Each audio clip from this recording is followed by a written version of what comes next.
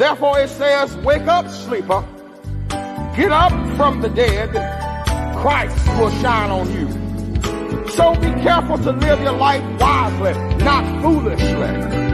Take advantage of every opportunity because these are evil times. Because of this, don't be ignorant, but understand the Lord's will. Saints of God, my eyes have seen the glory and the coming of the Lord. He's trampling out the vintage with the grapes of wrath of storm. He hath loosed the faithful lightning of his terrible swift sword. His truth is marching on. I see him in the watchfires of 100 circling camps. They have builded him an altar in the evening doing dance. I can read his righteous sentence by the dim and flaring lamps. His day is marching on.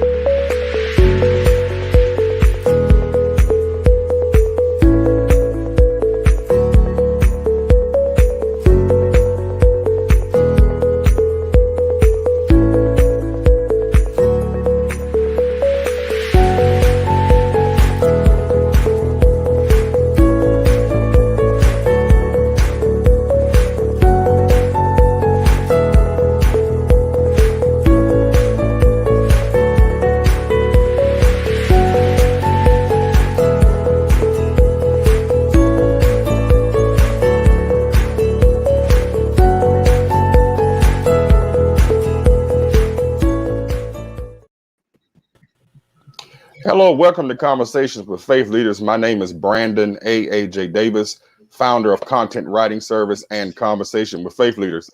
Today, I am excited to have a conversation to honor an individual who I think deserves all of our love and appreciation for everything that he has given, from his life's dedicated work to his ministry, to his service as a pastor, as an agent of the community, and as a cultural icon who has done an amazing job reminding us and informing us of who we are and whom we belong to.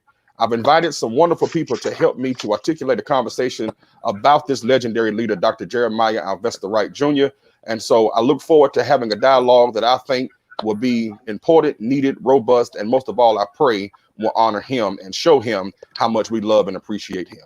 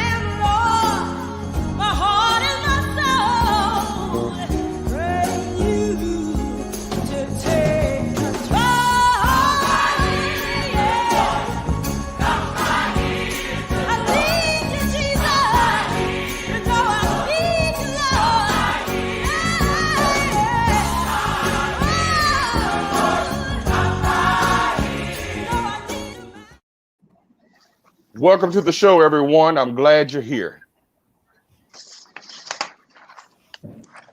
Glad to be here. Thank you. Thank you, sir. Absolutely. Thank you, God. Honored to be here. It's so wonderful to be able to have all of you again. Thank you for taking time out of your busy schedule to be with me today. as we articulate a wonderful conversation about this great man, Dr. Jeremiah Wright Jr. Dr. Wright, we're so glad that you're here, and we pray and hope that this conversation shows you how much we love and appreciate you and everything you have done. So not to belabor the moment, I want to get started with our opening statement. For everyone in the panel, feel free to jump in where you fit in. When did you first learn of Dr. Jeremiah Wright, and when was your first in-person meeting? Well, Dr. Jeremiah Wright and I met, I think it was 78 or 79. We are members of, he's UCC, United Black Christians is their fellowship group, and I am Disciples of Christ, Christian Church Disciples of Christ. And ours is National Convocation. So we came together on many occasions to fellowship one with another. And so we met at one of those meetings. And then in 1986, he invited me to come preach at Trinity.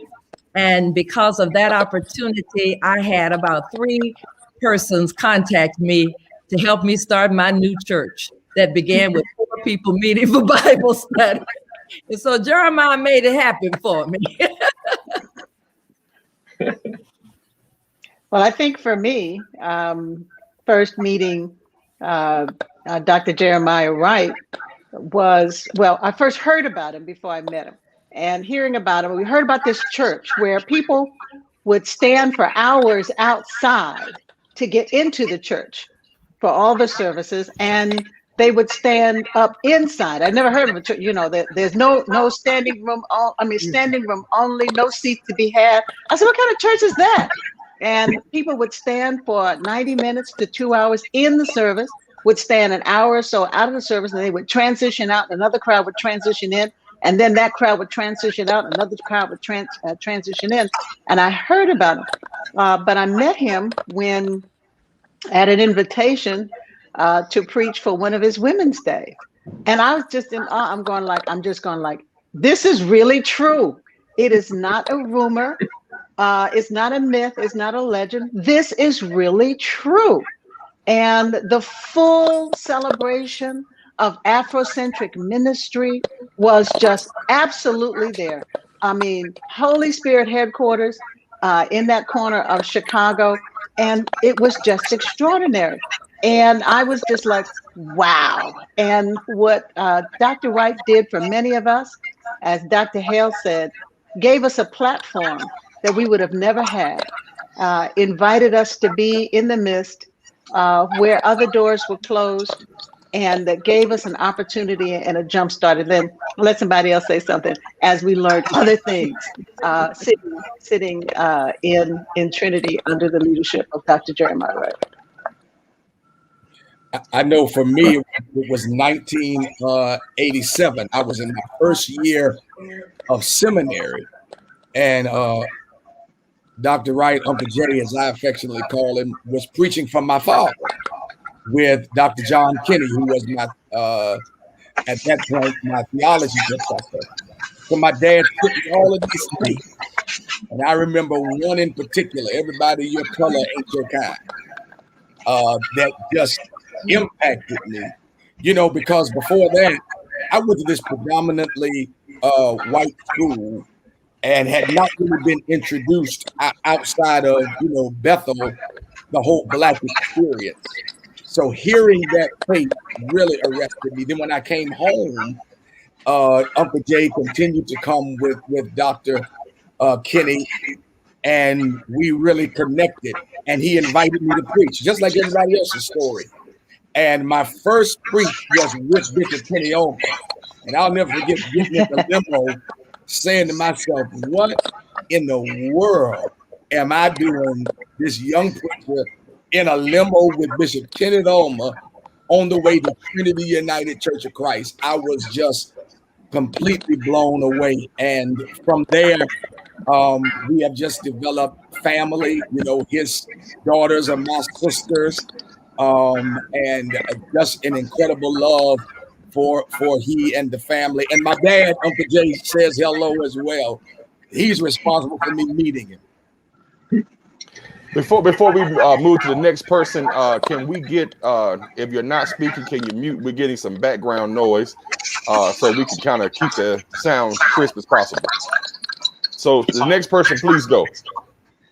Let me jump in. I like Bishop Vashti. I used to have great admiration to hear about this Jeremiah Wright in the city of Chicago. I mean, for years I knew of his boldness and his prophetic voice, and heard about and knew people who went to his church and his witness in Chicago, and was always impressed and always had to put him on this pedestal, and then ended up meeting him in a barbershop on Ashland Avenue, old Mo's barbershop. And I was taking my son over there to get his haircut, and Dr. Wright was in the chair, and we introduced ourselves and began to speak. And out of that built a relationship where over the years he's embraced me as a brother, as a mentor, as a friend, and helped give me courage in Chicago and beyond, to see someone as a model who stood up for what he believed, proclaimed what he believed unashamedly, and helped me to say, here's somebody who's doing it, and to recognize that there are people who want that, are hungry and thirsty for that. And really changed my life and helped form my ministry at St. Sabina. I met Dr. Wright at Christian Theological Seminary when I was a student, and he came to lecture. I knew of him. My brothers, Garnett had talked about him, and my brother JP had collected his sermons and his tapes and would send them to me. So I had a knowledge, I knew who he was. And there he was in this white institution, even though it was the Disciples of Christ, a kindred, that he was just confronting me, racism and sexism in ways that I had not heard. And so that was my first meeting. My first conversation with him is that he used to come and preach for then Reverend T. Garrett Benjamin, but Bishop Benjamin at Light of the World, well, Second Christian, now Light of the World.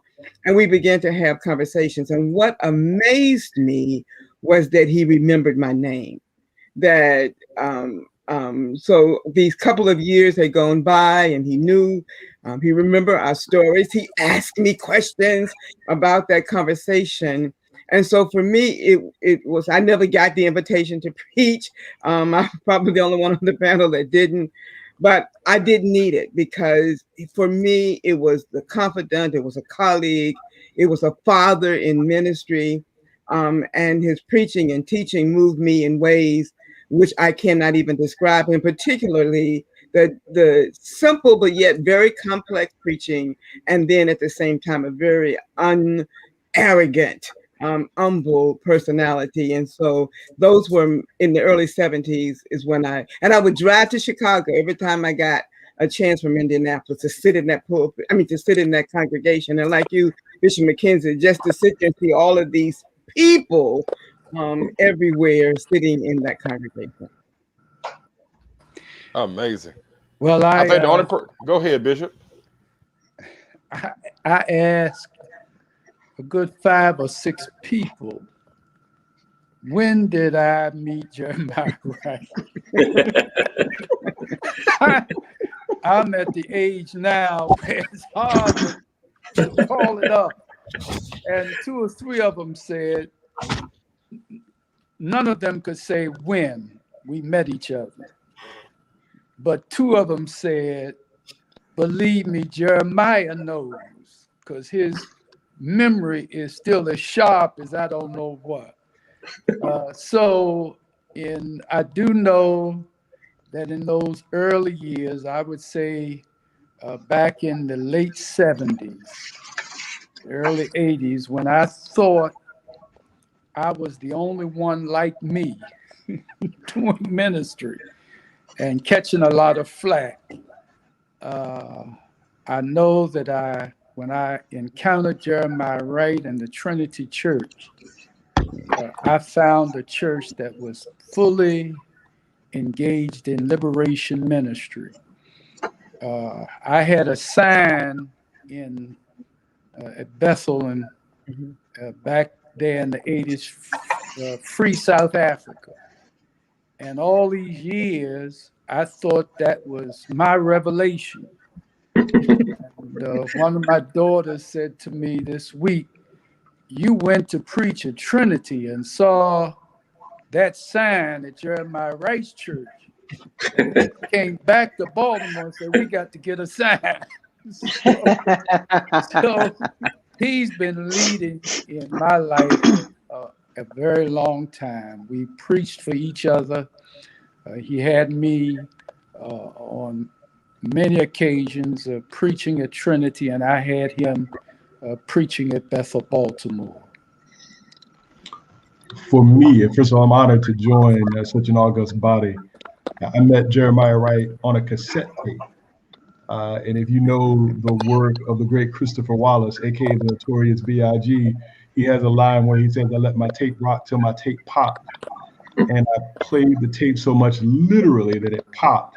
And I taped it back together to hear it again. My uncle's a Baptist preacher. And I really think that many preachers owe their ministries to Dr. Wright because they transcribed his sermons and preached them. Many people did that. And so I was simply honored because I had never heard what I had heard before: heat and light, deep scholarship, homespun ancestral wisdom, and a preacher who had no fear. I think that fear still grips the Black pulpit. My first opportunity to really have a deep conversation was at Samuel DeWitt Proctor, the conference that Dr. Wright helped to found, where I was the preacher and he was sitting in front of me. And after somebody lifted me up off the ground, I tried to preach, but it was a joy. And it is a joy to honor what I really say that he is the prince of the African-American prophetic preaching tradition. And it's a joy to honor him today. Listen, I'm just over here excited to see everyone chiming in. So many persons are sending their comments in. Dr. Wright, I'm hoping that you are enjoying this conversation. And as a part of this conversation, we have received from preachers across the country tributes that they want to express to you. So we're going to take a moment and receive a few of those tributes right now.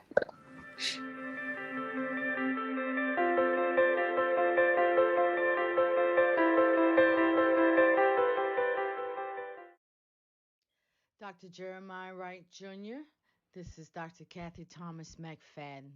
I want to thank you for pouring into me when I was a student at Candler School of Theology at Emory University more than 30 years ago. Your presence and your friendship made an indelible impact on my life. I want to thank you for always keeping it real, for awakening my consciousness as a seminarian, and for your counsel in later years. I always made it my business to come and hear you preach whenever we were in the same city. Thank you for teaching me and showing me how to live and to be unashamedly Black and unapologetically Christian. God bless you. Love you always. Take care. Reverend Dr. Jeremiah Alvesta Wright Jr., we, the Wright Sias Sanders family of Delaware, Maryland, Pennsylvania, and Texas, salute you. First, we honor you for being a true prophet for these times, a clarion, often lonely, voice in the wilderness, a social justice warrior, a pastor's pastor, and a preacher extraordinaire. Second, we thank God for sending you as a pastor and priest to our family. You have prayed our sick to good health, buried our dead, comforted and counseled us in times of trouble, celebrated our successes, sent countless encouraging letters, serenaded us, and led us in boundless laughter. We love you. We are grateful that you are yet tackling mountains and surmounting the insurmountable. You are always in our prayers, for Psalm 112 promises, even in darkness, light dawns for the upright, for those who are gracious and compassionate and righteous. Surely the righteous will never be shaken. They will be remembered forever. The very first time that I met Dr. Jeremiah Wright was 1993 through the pages of What Makes You So Strong. From that moment, I was captivated by your ability to effectively breach the generational barriers. I don't think that there is a preacher that has not gleaned from Dr. Jeremiah Wright's wit, an intelligent approach at sermon delivery. You were relevant then, you are relevant now, and I believe that you will be relevant for generations to come. Be encouraged. I would like to honor the living legend, Reverend Dr. Jeremiah Wright. Thank you so much for the foundation that you've allowed us to stand on, the groundwork that you've established, the work that you've done to get us to where we are today, and we are so grateful. I speak for my generation as a young minister, as a young elder in the church, someone who honors the work of our elders. So thank you so much for the work that you've done, and God's blessings to you and all of your future endeavors. Bless you. Dr. Jeremiah Wright, Pastor Emeritus of Trinity United Church of Christ, is a living, venerated saint. The reason why we have great voices today, like Dr. Eddie Glaude, the reason why we have the great voice of Dr. Michael Eric Dyson, is because of a man like Pastor Jeremiah Wright, who dared to speak truth to power. The sad part about his speaking truth to power is that many times black people publicly deny him, but privately we cheer him on.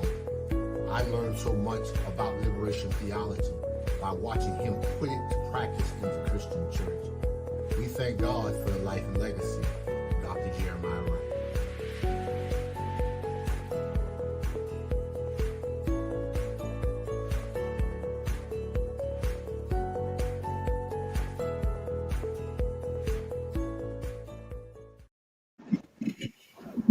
So that's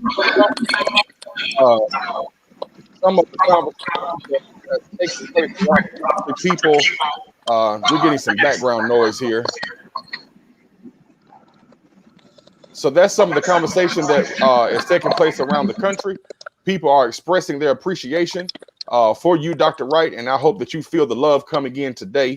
Our first question is, talk about the depth of impact Dr. Wright's pastoral ministry and preaching has had on the Black church through outreach, preaching, and social justice involvement. Whoever want to go first, please go ahead. I'll jump in. I think Dr. Wright gave credibility to the church. The church is losing its relevance and losing people because they didn't see the church making an impact on community around the world. So he gave credibility to it, and he called people to come and celebrate truth in the church. And as Marty said, make sure that the church bulletin looked like the daily newspapers, that they connected and that they made sense to each other, and called us to wrestle with that truth. To me, one of the most important things I think that Dr. Wright has taught me, that justice, which has often been relegated to some subcommittee or to some body of people within the church, he reminded us that justice is not an appetizer. Justice is not some attachment to the church. Justice is the DNA of the church. And unless justice is that DNA, unless justice is in the bloodstream of the church, it is not the Church of Jesus Christ. It can be something of institution, it can be some organization, but he reminded us that justice is the DNA of the Church of Jesus Christ. I am in total agreement with Dr. Pfleger, Bishop Pfleger, Father Pfleger, all of those, because Jeremiah's preaching liberated me. I come from the perspective of a disciple of Christ, a predominantly white denomination. And so his preaching liberated not just me, but other Black disciples and UCCs, as well as the entire church. But it gave us permission to tell the truth, like Father Pfleger said. It gave us permission to be who we are. It gave us permission also to stretch beyond where we were at the time. I was locked up. I had already received a prescribed way of preaching and teaching and being Black. And I didn't look Black. I didn't sound Black. I did not have my own authentic voice. And that is what he gave us as the Black church. He liberated us. And the other wonderful thing I want to say is, his ministry was so broad even then. It was groundbreaking. I couldn't believe it when I went to Trinity and saw all of the programs that were taking place and the ways that people in the communities' lives were being changed. Something as simple as having an evening service, a 6 o'clock service, so that those who worked at night or worked all day or even on Sunday could come to church. And so, I mean, even then, even that simple thing is not so simple. It was liberating. It said to people, you matter. Yeah, Well, I think for me, coming up from a generation of preachers who seem to care more about entertainment and not empowerment, the ministry of Dr. Jeremiah Wright challenged us to really be more convicted about empowering and liberating our people. He embodied for me what I was learning in seminary, but he helped me put feet to what I saw on paper. And often, while we may have been unashamedly Christian, we were always apologetically Black. Like we apologized for having to say some of the things we said, but to really get connected to such a prophetic voice helped you to understand that it's right. Justice is right. Liberation is who we are. It's not trying to find it in the Bible. It is the Bible. And that's what he taught us, as well as, and I agree with Dr. Hale, we hear so much about his prophetic teaching, but we don't hear much about his pastoral heart. That's right. And he has such a pastoral heart for the people, not only of Trinity, but for people everywhere. And he taught us to get beyond, and I'll be done, dogma. It wasn't about denominations or even Christianity. It was about a common goal of liberation, no matter what spirit or what you called God. And he helped me get beyond many of those prejudices that I had. And I think I'm not alone in that, even for people of my generation. I want to say that, Eddie Glaude had a piece not long ago asking the question, is the Black church dead? And he really was trying to poke the bear to get us to stop resting on the laurels of adjusted mindedness from long ago. And really, if you read Glaude and you read now Senator Raphael Warnock's The Divided Mind of the Black Church, the majority of the Black church remains conservative, remains really hitched to the death-dealing theology of the white evangelical church. Jeremiah Wright reached back into our ancestral and theological resources and declared freedom from that theological bondage, freedom from that racialized bondage. And I mean, we have to remember that everybody now wants to claim justice, but people don't do it week in and week out when it costs time, when it costs our access. We have confused, and I'll stop here, access to political figures sitting on their boards, praying at their inaugurations as power. That's not power. That's when they use us as window dressing to bless things that are often against the very gospel of Christ. And so Jeremiah Wright reminds us that we are called to be Amoses. When we go into the courts of Amaziah, we are those that say this church is God's. It does not belong to the American empire. It does not belong to Democrats. It does not belong to Republicans. He gave us backbone, and I'm thankful for that. I think Bishop Bryant was trying to jump in here a couple times. Go ahead, Bishop Bryant. Yes. So often in the Black church, they struggle to put you in a box. They're not comfortable until they can find the box to fit you in. And the thing I have always loved about Jeremiah Wright is that he is broad in his sweep. Not only is he on the cutting edge as far as liberation and justice issues, he's also always been on the cutting edge as far as spiritual development. I think back in the day, I was impressed with his justice activities, but I was as impressed with the fact that he had somewhere like 10 or 14 different Bible studies a week, 10 or 14 different classes. And I can remember asking him about that, and he said that the body of Christ needs the book, and we have to occupy every available space to reach every category. Some people work at certain hours. Some people's maturity level is at a certain place. Some people's age is at a certain place. So the Bible and teaching the faith ought to be cut and shaped in a place where everybody can get it. So what for me has always been impactful was not only the impact Jeremiah Wright has had on preachers, but the impact he has had on lay people. When you meet the members of Trinity Church, you meet people who know the Lord and are hungry for the word of God. And for me, that is one of the major aspects of his gift and his ministry. Having growing up in Christ in Bethel in Baltimore with Bishop John, I always thought that, Bethel was the exception, not the rule, until I went to Trinity. I said, oh, there's another one. Praise God. Hallelujah.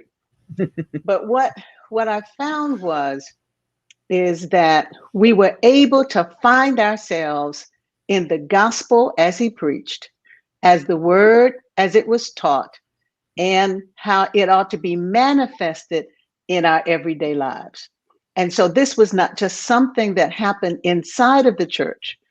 It happened also outside of the church. Yes, justice efforts, just as that. And so what Daddy J, Dr. Wright, Dr. Jeremiah would say to us, look over here. Do you see what's happening here? You need to say something about this. You need to do something about this. And then he helped the people of the congregation to be activated, their voices amplified, so that they can move in the direction where there is some injustice and be able to, let's say, have impact of trying to change it around. And so the changing around, the justice coming wasn't left to just the leadership. As Bishop John said, it's also the fellowship, that everybody was now engaged now to move against, in their own way, in their own sphere of influence, against some injustice that's standing in the way in that neighborhood, in the city, but also empowered us to be motivated against the same agents in the places where we were. The impact of the ministry also is liberation theology, yes, but it's also Afrocentric, that we can express the whole African diaspora in the way that we worship and the pieces of worship. And, with Father Pfleger, the whole aspect of the African diaspora was expressed at St. Sabina. And it's replicated from church to church, city to city. And no, we're not ashamed of the gospel. And no, we're not ashamed to express the whole African diaspora as it is taught, as it is preached, and as it's manifested in service. Dr. Jeremiah Wright was the first person that I heard say African Judeo-Christianity. That it wasn't just Christianity and it wasn't Judeo-Christianity. It was an African Christianity. So to sit and listen to him talk about Kemetic and talk about what happened in Egypt, not from the Hebrew Bible, but from what happened in Egypt, that I saw that as Bishop McKenzie saying is a major part. But the other thing that really impacted me about his ministry was that justice had been historically preached by Black preachers and mostly Black male preachers who spoke of justice for Black men. And so that hearing Dr. Wright justice was justice. So justice was justice for men, for women, for children. Justice was justice in the Sudan. Justice was justice in South Africa or Palestine or Cuba, or for the poor, for those who had housing, for for AIDS community and for the LG community. And so that when Dr. Wright started talking about the LG community, it blew Black preachers' mind, because that was a conversation that we never had publicly. And so to hear it, so for me, it was, we're all a part of justice. And as Bishop McKenzie said, that whatever that was in your community, that it meant that you had to speak to it as a preacher, as a theologian. The other part of that, I think, that is hearing somebody preach from an academic, theological, trained perspective, and yet make it so simple that you felt that you could go out and try and do that, and you couldn't. And so I agree with you, Dr.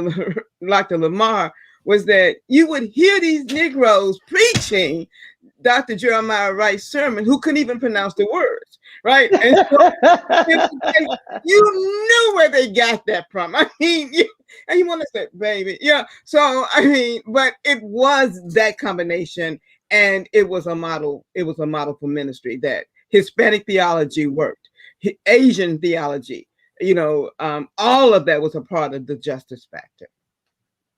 This is an amazing conversation. I can't even begin to put into words how this makes me feel to have all of you here today articulating this legendary man. I mean, this is amazing.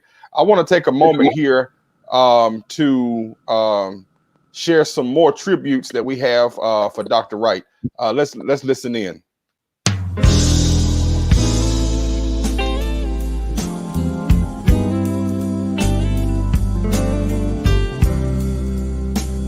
God bless your bones, beloved. This is Pastor Michael Henderson, pastor of the Second Baptist Church of LaGrange. And I just came on to give a word of encouragement. Dr. Wright, listen, man, you probably don't remember this, but you were the speaker at my graduation at John Marshall Metropolitan High School in the 90s. Miss Nancy and Mr. White were members of your church, and they invited you to come. And you told us in that big auditorium to think outside of where you are. There is a world outside of here that you all need to see. And I've been holding on to that ever since then. Listen, your voice is relevant. Listen, you cannot have good dressing without sage. Yes, and you and your voice is still the sage that makes the dressing good. All right? Listen, you be encouraged, and when you feel like you'd always come out to LaGrange. Y'all be sweet now. Bye-bye. It is an honor and a privilege to pay special recognition to the Reverend Dr. Jeremiah Alavista Wright Jr. Sir, your ministry down through the years has left an impression on my life, an impression on my ministry, and an impression on my character. Because of you, I can proudly live unashamedly Black and unapologetically Christian. I'd like to also thank the Reverend Dr. Bishop Brandon A.J. Davis for what you are doing in this moment as we all come together to lift up our leader, our scholar, our theologian, the Right Reverend Dr. Jeremiah Alvista Wright Jr. Thank you so much, sir, for all that you do.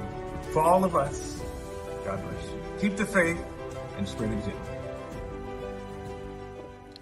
The Reverend Dr. Jeremiah Wright has been one of my favorite preachers for years, and one of the best experiences of my life was being able to witness him preach in person at the Turner Theological Seminary Founders Day in 2008, actually 2009. And the message that he spoke just stuck with me. And what his ministry has taught me is to hold tight to my convictions, no matter the cost, and to always speak truth to power, no matter the consequences, especially if that truth being spoke to power liberates and frees somebody. He told me to always preach a liberating gospel. To always let God use me to help make a difference. So thank you, Reverend Dr. Jeremiah Wright, for your ministry and your influence. God bless. Hi, my name is Reverend Amberlo Woodfork. I am the assistant pastor at West Mitchell Street CME Church, downtown Atlanta, Georgia. I want to thank you, Reverend Dr. Wright, for being the prophetic voice that you are, for being the scholar and preacher and theologian that you are. I can honestly say if it had not been for you and hearing your sermons and watching you work, I would not be half the preacher I am today. Thank you so much for showing me that that preaching the gospel means that we are called to speak truth to power, no matter how uncomfortable or unpopular it may be and what it may cost us. Again, thank you so much for your work, for your voice, and for your life, for your gift of life. God bless you. Hey, Dr. Wright, it is Jamie Edie, and I just wanted to tell you that I appreciate and love you so much. And I was really grateful to have an opportunity to be in one of your classes at Virginia Union for prophetic preaching. And it wasn't just the class that was the blessing for me. It was that you would take your lunches that week and that you would just have lunch with us. And that hour of being able to just sit with you and listen to your stories, to how you just dissect things and how you analyze and how many books you read and the direction and encouragement that you would give us, I appreciate it. My life has changed because I got to spend just a few moments with you. I love you. I appreciate you. God bless you.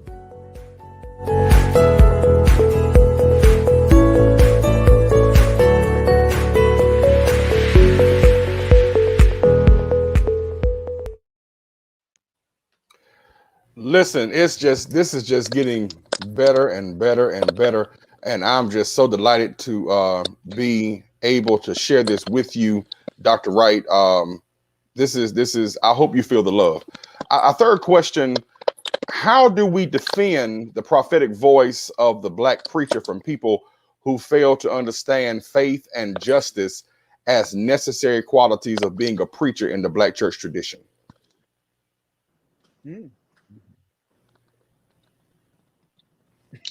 Well, now, I think the great I think the greatest way that we defend it is to do it and to do it well. That's it. I mean, and that is a tribute to Jeremiah Wright, because we've all said that he has influenced us and so many more. And everybody who comes on with a word of tribute to him is saying the same thing. And so if we really want to defend it, but also give it wings, is to make sure that we do it well, but we teach others. Because most of us are in a position today where we are the elders and the bishops, and we are preparing others to preach and to teach. And even those who think that they don't have a call have an opportunity to advocate for justice and equality for all. Dr. Hale, if I may add, you said it beautifully. The literally hundreds of seminarians who have come from Trinity. Dr. Wright probably populated all the seminaries of Chicagoland throughout the nation. The numbers of professors who are now teaching and writing, you do it by reproducing it. And Jeremiah Wright has reproduced 1,000-fold, and we're thankful. wow.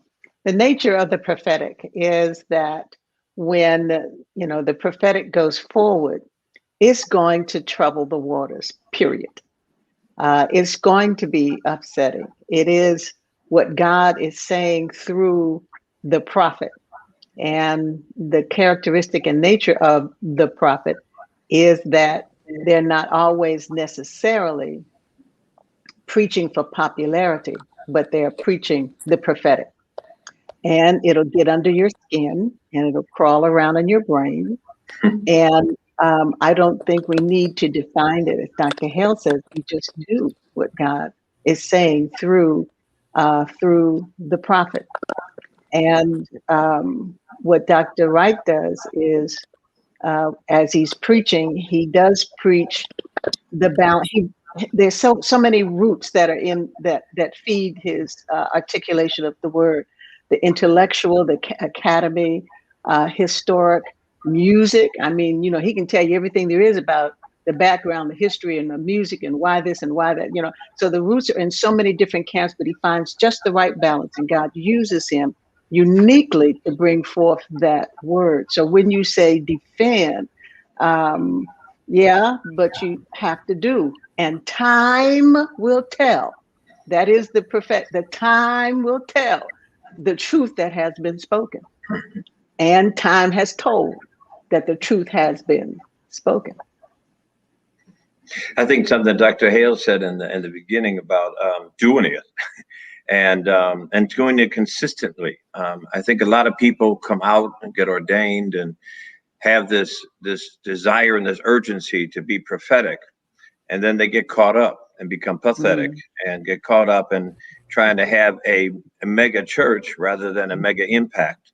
And I think it's the doing it where it becomes a norm and not an exception. I think the other thing, though, to me is that, are you willing to, if you admire Dr. Wright as a young seminarian, a young preacher coming up, are you willing to learn and go through what he went through? He certainly taught us by his life what Dietrich Bonhoeffer called the cost of discipleship. And he bled in public over and over again, and did not back down, did not bow down, did not surrender, did not compromise.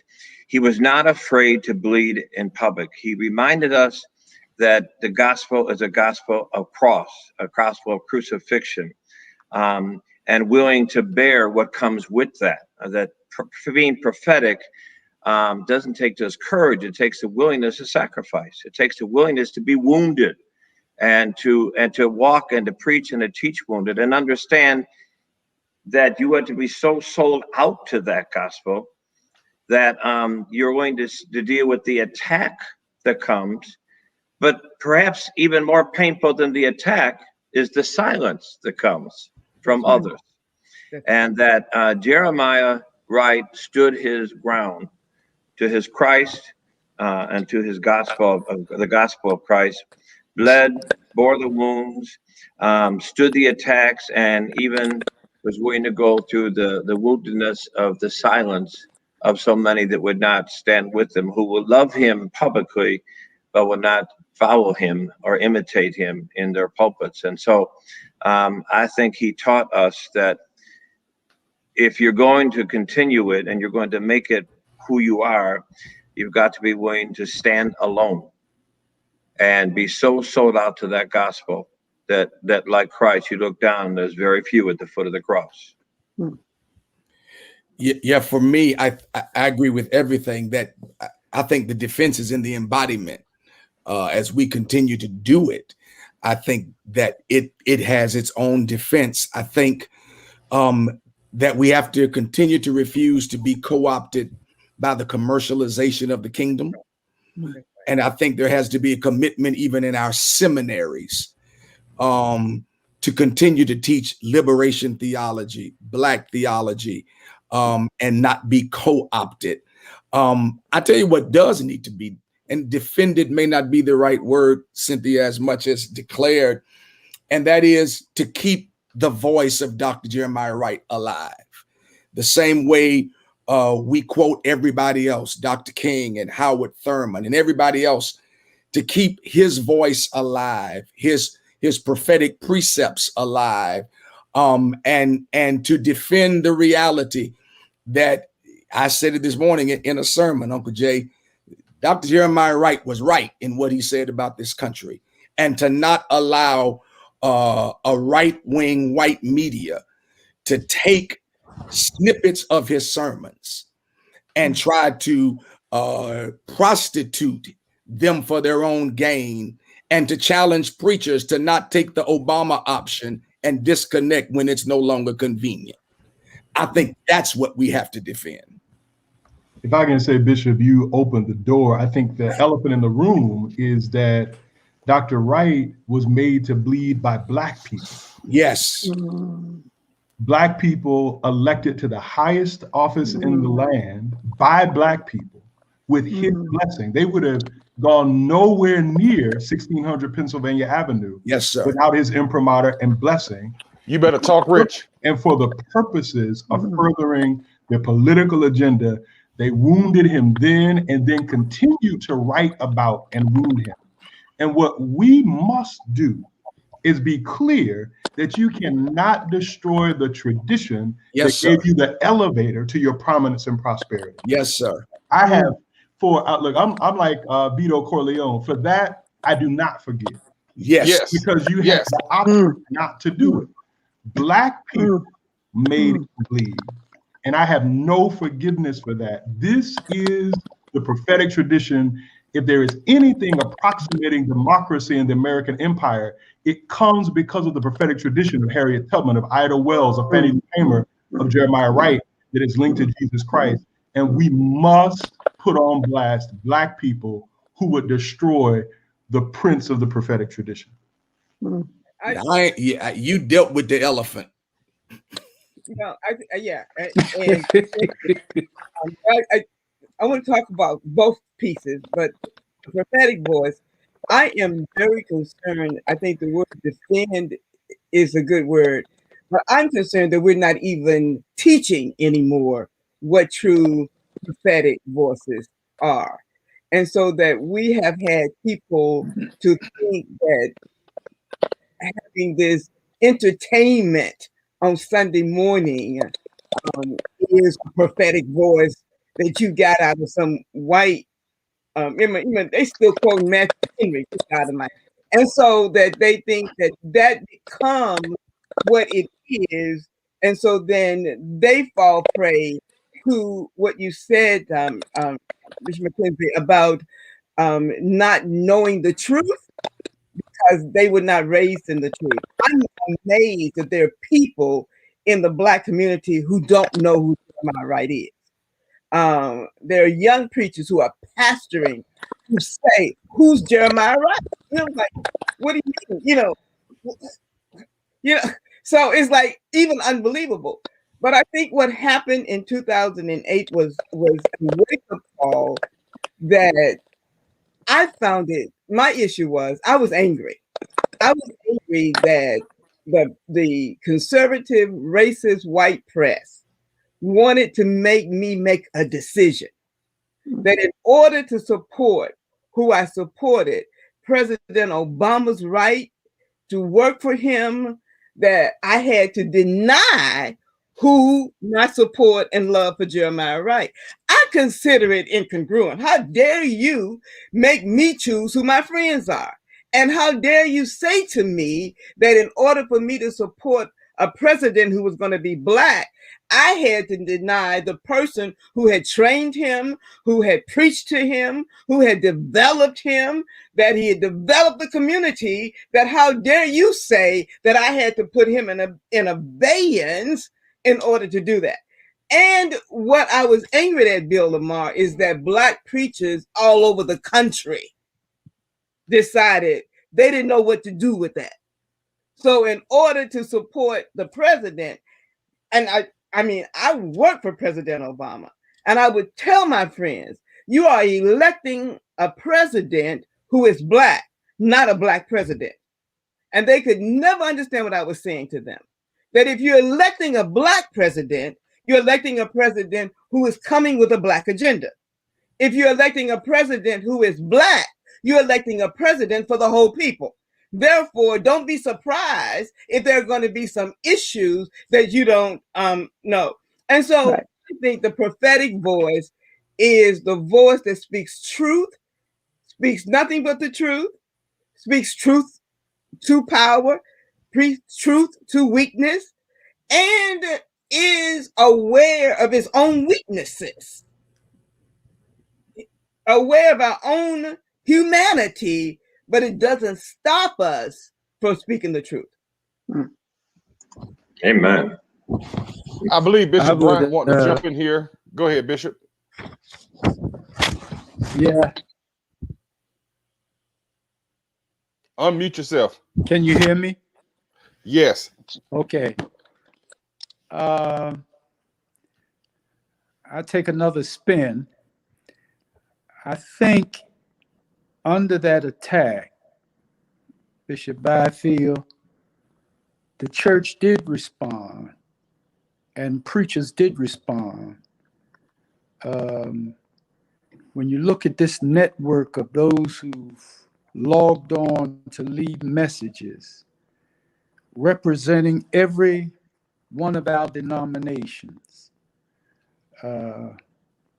Jeremiah himself had to slow down his preaching tours because in light of all of that negative out of DC, the Black church and Black preachers, I think, responded by bringing Jeremiah Wright into their pulpits and affirming. I was also taking a little left turn. Brother Brandon, what you did in this hour answers your question. I salute you. But at the same time, I want to challenge you. One of the things that we have not dealt with, Jeremiah Wright is also a scribe. He writes not just books, but he's got a lot of old stuff in a new age. He writes people. And so many ministers who have been in crisis have received a personal letter from Jeremiah Wright. That was the answer they needed. And Brother Brandon, that may be something you want to investigate. All of these preachers who have come on the line probably don't have enough space for all of them who want to talk. To put out the question, who has received a letter from Jeremiah Wright? I think it is book worthy. If you collect that, and in real life, people going through difficulty and crisis and trauma and challenges, that they received a letter from Jeremiah Wright that was for them a map, was for them a healing balm. And if we ever collected those, that would be something new. And I think it would go a long way. And it says something also about the man, Jeremiah Wright. To give a lecture to a crowd is one thing. To preach to a crowd is one thing. But to sit down and put pen to paper and from your heart and your mind, share with the person on the other end information and revelation that they need to live their lives in a more productive way. I think that would be something that is worthy of the community and the church. You know, Bishop, I think we have some people who are next in line to share some tributes, and they have spoken about these famous letters they've received from Dr. Jeremiah Wright. Let's take a listen.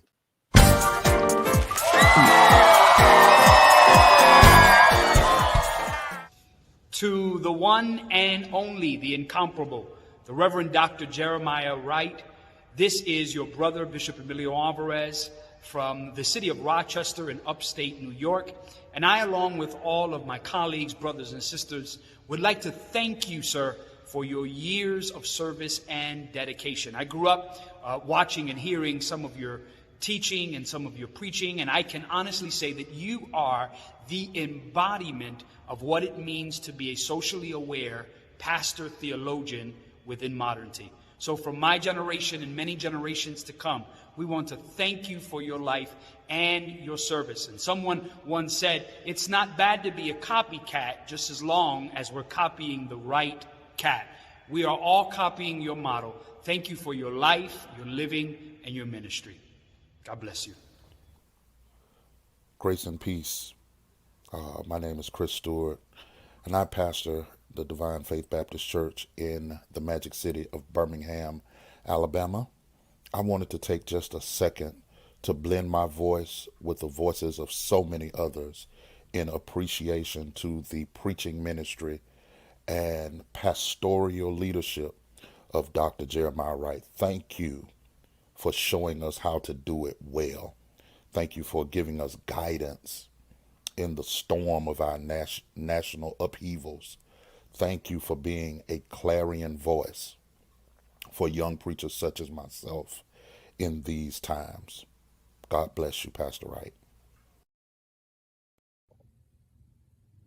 Greetings and congratulations, Dr. Jeremiah A. Wright, my mentor, my friend, my brother. I want to say thank you as well as congratulations to you today for all you've been in my life, all you've done in my life, for how you pushed me forward toward my dreams and vision and worked with me till they became a reality. You have been so much to so many. You're the reason I'm Dr. Ann, because you had more faith in me than I had in myself. Thank you for those 3 years of mentoring in that program, for all of the preaching opportunities you gave me, and for just preaching and showing us how to preach, how to build, how to grow a church, how to sustain a church. You have done it all, and you deserve this and more. So always remember, I love you, I love you, I love you, and God loves you best. Enjoy your day. Dr. Wright, my name is Daryl McDonald. I pastor Douglas Park Baptist Church on the west side of Chicago. And on behalf of countless preachers across the country and more, specifically those of us here in the Chicagoland area who have never had the privilege of sharing a cup of coffee with you or even just shaking your hand, I want you to know that we not only celebrate you, but thank God for you, and thank you for being the voice, for your voice that you have lent, and for the validity that you have given to us as preachers. When thinking of you and the impact you've made in so many lives, I cannot help but to think of the final stanza of James Weldon Johnson's Lift Every Voice. Lest our hearts, drunk from the wine of the world, we forget thee. Shadow beneath thy hand, may we forever stand. Thank you for teaching us how to be true to our God and true to our native land. God bless you. Hello, my name is Diana Watkins Dickerson, and it's my pleasure, my honor, and my privilege to share in the celebration of the life, the legacy, and the ministry of Dr. Jeremiah Wright. There's a Yoruba proverb that says, "Where you sit when you're old shows where you stood in your youth."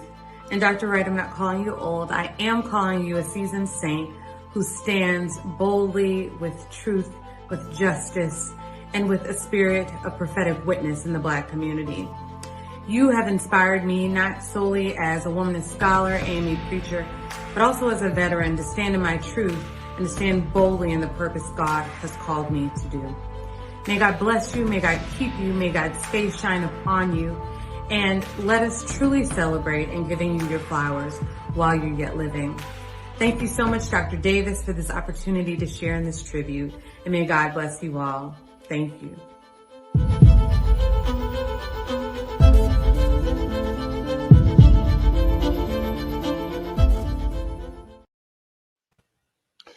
Listen, so I want to get into something that you all have already touched on. I want to ask a question that may shift the room a little bit, but that's okay. We've been shifting the room since we've been here. In 2008, the world was introduced to the preaching and the rhetoric style of Dr. Wright. What was your response then, and what is your response now regarding the complexities of the Black preacher? And Father Mike, I've received a text from my sister Tina DeVoe. She wants you to jump in first. You're on mute, Father Pfleger. Yeah, I think I just can go back a little bit to what I said earlier about, I think, the lesson that he taught us. I mean, Jeremiah Wright has always had the ingredients of the what preacher is. He's got the intelligence, he's got the deep faith, the passion, the pastoral, the boldness, the prophetic, and yet common sense. But to me, what stood out in 2008 is, it's like Dr. King said, you're trying to two measure of a man in trial, and Dr. Wright. And then I saw him at what this president and what his first lady continue to do in their books to try to demonize and destroy him. And in my perception then is made him the strongest man that I've ever seen. You saw the true man. While many were trying to bow down to get a picture with the president who's black, he remained true to being what a black man was. And unfortunately, I think then showed us, for many people that were disappointed at the end of 8 years of nothing better in the black community, and in fact, Chicago black community worse after his presidency. I think Dr. Wright exposed for us then, look and see who's becoming president. Show us the real man. And I think he exposed it then, but I think he also exposed the realness of Jeremiah Wright, how authentic he was, and that did not budge, and that has not budged any of his life. It has been consistent. Anybody can be a pop-up activist for the minute, and we have lots of them for years. But it's the consistency of courage and the consistency of standing for truth, no matter what the cost is, that he showed us. And so that, I think he taught us a lesson. I think also, I said this back in 2008, I think what the church missed by not rallying around him, as the church should have done nationally, and said, no, you will not put this man down, because the lesson was being sent that it was much bigger than Jeremiah Wright. It was a lesson being sent as saying, this is what we'll do to you if you stand up like this man here. Understand that this is what the powers that be will do. And we didn't learn that lesson. And in fact, so many ran and became silent and wanted to be so much to be part of the shallowness of what was happening. That I think, but the consisting is through that even, and I know it was painful for Jerry, watching Barack and Michelle come out in their books and still having to stoop so low as to make comments about Jeremiah Wright. But I laughed at that because he's been consistent with who he was. And I think, unfortunately, that Barack showed consistent who he is. And if I have to choose which consistency I want to stand on the side of the road with, it's Jeremiah Wright. He is the same in 08 and the same in 2021. For that to me is a powerful lesson that we don't see, because people get caught up in this institution we call church, and get caught up in it, in the hierarchy of climbing up and becoming somebody or getting a name or whatever. He's been consistent with truth. And that from 08 to now is the greatest lesson I think he's taught me. You know, I remember, Father Mike, I'm going to go back a step further. I remember a phone call with Uncle Jay on the way to that first big event President Obama was going to have, or he was not president yet, where they changed and asked Uncle Jay to pray downstairs and not outside. And then I remember that February night like yesterday, when Barack Obama then chose white convenience over authentic conviction, or maybe, as you just said, Father Mike, this was his conviction. Mm-hmm. Freddie Haynes and I were with Uncle Jay that night when he stood up, and for the convenience sake of politics.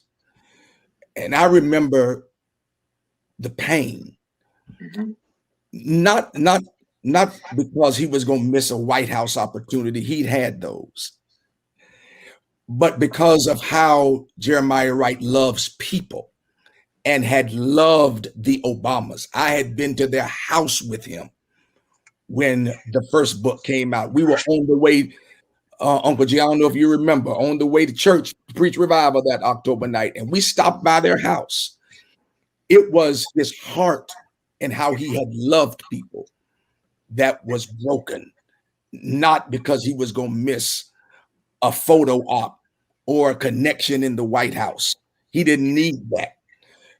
And not once have I heard him do to them what they did to him. But he has stayed authentic to who he is. And others, thanks be to God, have fought the battle for him. He has remained consistent. He has remained true to himself. And if anything, he becomes a lesson in humility. I know for me, and taught me, how to handle those kinds of situations.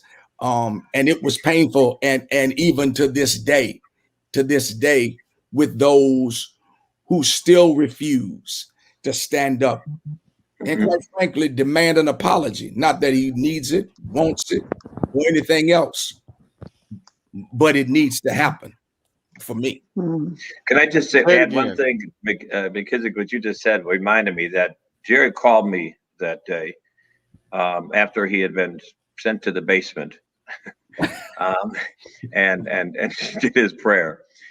And I was so angry, I ran down that afternoon. Later that day, Brock was having a rally down at the University of Illinois in Chicago.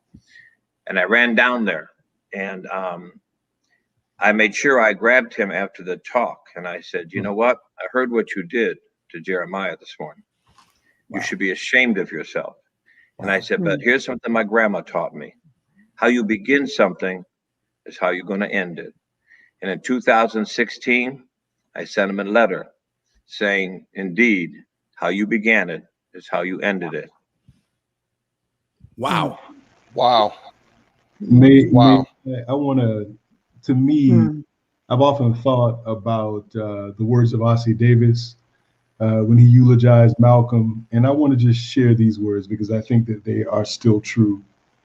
Many will ask what we find to honor in this stormy, controversial, and bold young captain, and we will smile. Many will say, turn away from this man, for he is not a man, but a demon, a monster, a subverter, and an enemy of the black man, and we will smile.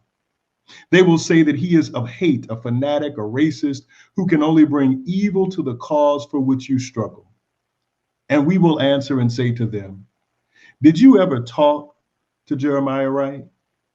Did you ever touch him or have him smile at you? Did you ever really listen to him? Did he ever do a mean thing? Was he ever associated with violence or disturbance? For if you did, you would know him. And if you knew him, you would know why we must honor him. Jeremiah is our living black manhood. Excellent. I remember that time and I grieved. I remember that Dr. Wright was on a cruise with his family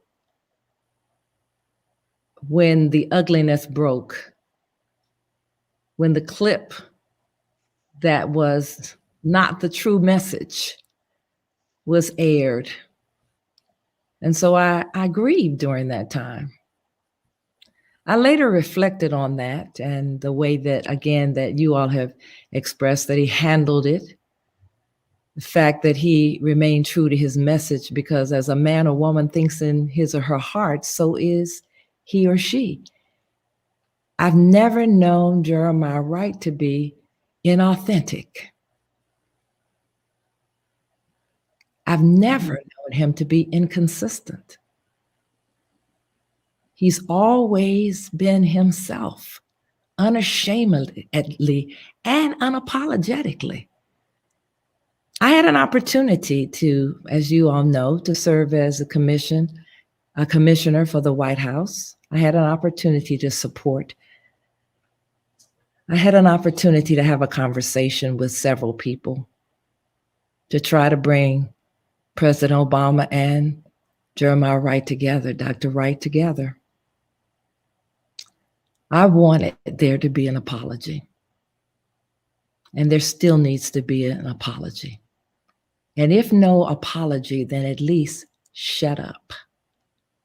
Don't say another word against this prophet and my friend.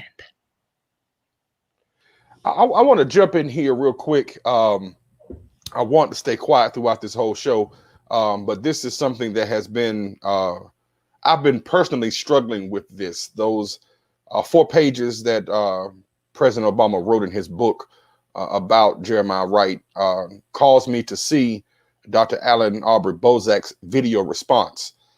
And as a response, as I listened to it, and I played it probably 3 times, I sat down at my computer and I started writing. And throughout the whole pandemic, I've been writing for several different newspapers. And I knew that what I was writing, I could not publish, at least not because of the length, not because of the content, because of the length, because I couldn't stop writing. I just couldn't stop. I tried to stop and it kept going and kept going. And it was titled A Defense of the Black Preacher, Vocation, Calling, and Preaching. And one of the things that bothered me the most was Dr. Jeremiah Wright has not said anything publicly about the Obamas. You can't Google it. You can't find anything on Facebook, Twitter, Instagram, nothing. And so a man who has suffered a stroke and who is putting his life back together and who has minded his own business and stayed true to what God has called him to do and kept forging forward in his calling with great struggle and difficulty, you decide to pick up pen and paper and talk about this man. And it bothered me because he's done nothing to you. And we all have repeated that an apology needs to happen. It is my prayer that an apology comes, and an apology comes from persons who have said some things, that done some things that are connected to Dr. Wright that owe him an apology even now, even today. Because when you have a person like Dr. Wright, it puts you in the mind of Amos. Amos says that I was a nobody. I was a herder. I was a keeper of sycamore trees. But God called me from herding after the sheep and herding after animals and from keeping sycamore trees to be a prophet. And those of you who have sat under this tutelage, under this experience, this Black experience of Black preaching for over 20 years, how did it become a shock to you when you decide to run for public office? And then for you to say in 2008 at the press club that Dr. Jeremiah Wright is out of step and out of tune with the Black church, that he is far removed from understanding what the Black church is. And so I wrote this position paper, and it's going to be published in my book in May. My book comes out in May. And Dr. Wright, I'm sending you a copy of what I've written because I've been preaching 27 years now. Started when I was 9 years old. I'm 36. I've been pastoring for 22 years. I've given my life to the church.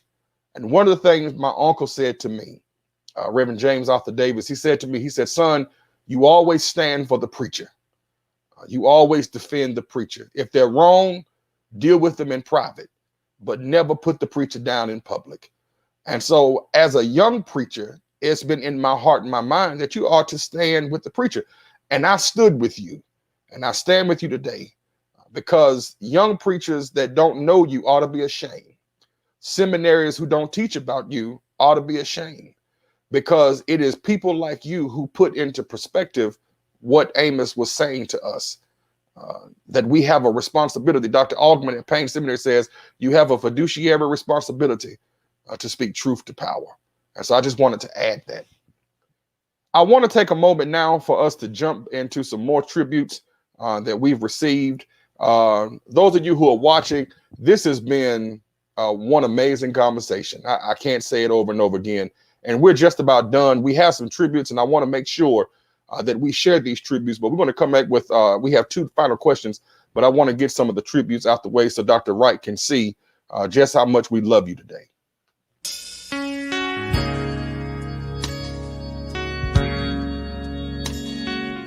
Thank you, Dr. Brandon Davis, for this opportunity to share in this great time to appreciate such a great man, Dr. Jeremiah Wright. Dr. Wright, I was impressed by him the first time I heard him in the 1990s at the 6th Avenue Baptist Church in Birmingham, Alabama, where Reverend Dr. John Porter was pastor at the time.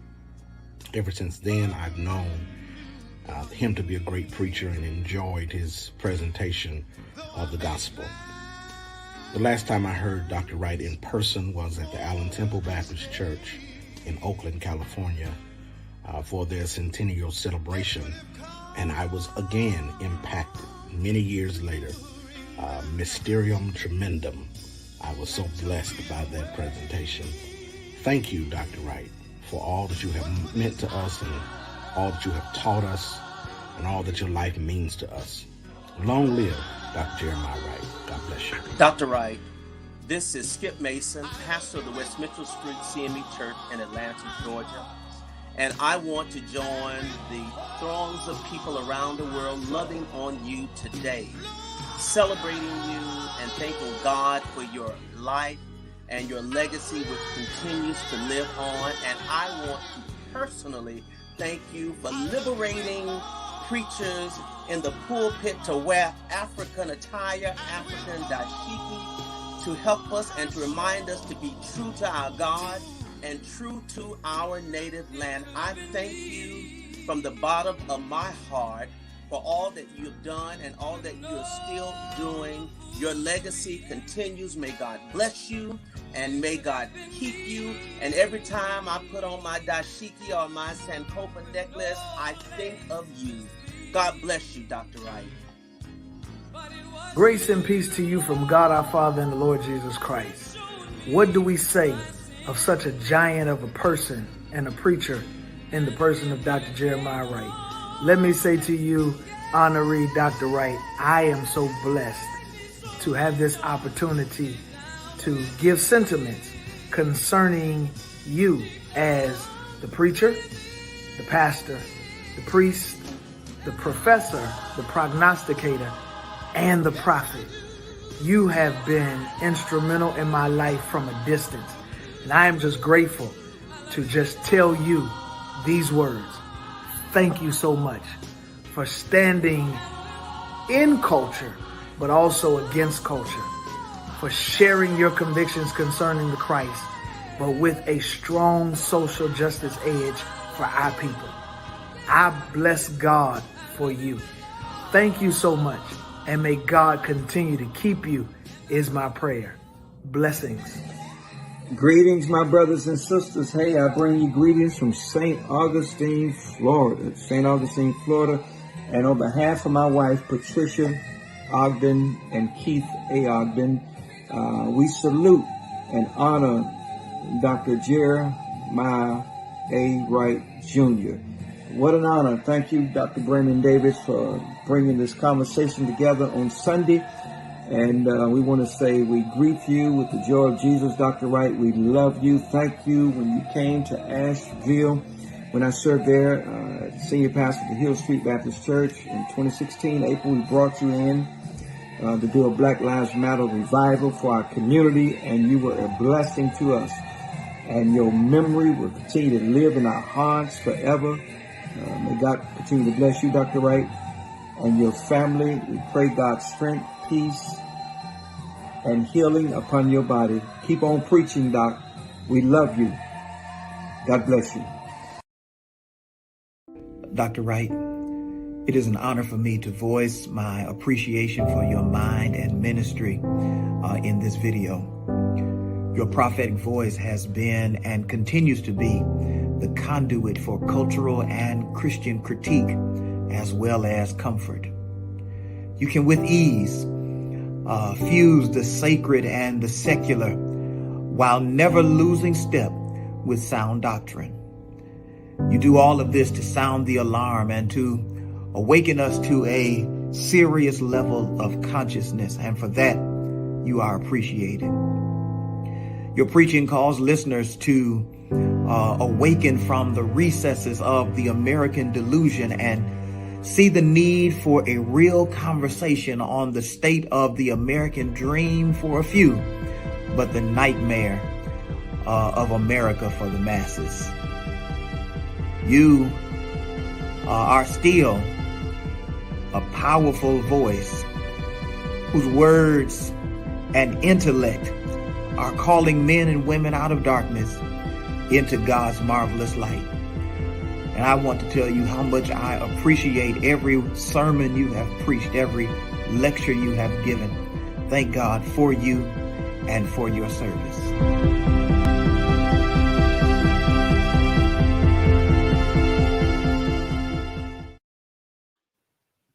And we're back, and we are still talking about this amazing preacher, this giant of a servant, the Reverend Dr. Jeremiah A. Wright Jr. I want to ask now, how can the legacy of Dr. Wright's work expand beyond what we know and experience? And how can we educate other preachers and faith practitioners in his style, ethic, and witness? Bishop McKenzie? Well, I think there are many ways. And one, I think Bishop Bryant talked about, compiling the letters if others are willing to share, because those communications are personal between Dr. Wright and the person who received it, and they may not necessarily want to share, but that's one way. But I recall when I came into seminary that there were courses taught on Martin Luther King Jr.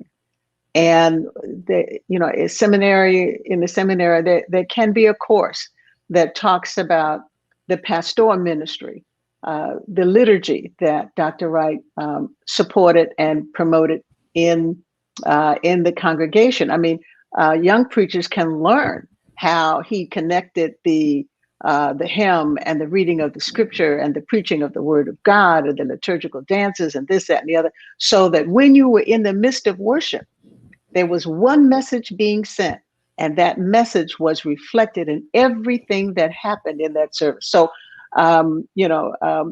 teaching in the seminary, a collection of sermons and books, scholarly writing about the ministry and impact of Dr. Wright upon not just the country, but upon the world. All of that is excellent ways to do that. And just like we celebrate preachers during our pastoral anniversaries and other kinds of situations, then you can have a Jeremiah Wright Day. Because I remember, at Trinity on Malcolm X's birthday, ain't nobody come to work that day. Nobody came to work on Martin Luther King Jr.'s birthday. So there are special days that you can have. Those are several ways that you can do that. And then you may even ask Dr. Wright if there's a particular way in which he would like to be remembered and how his impact would be elevated. Everybody around the world has all the ideas, but ask him what he would like to see.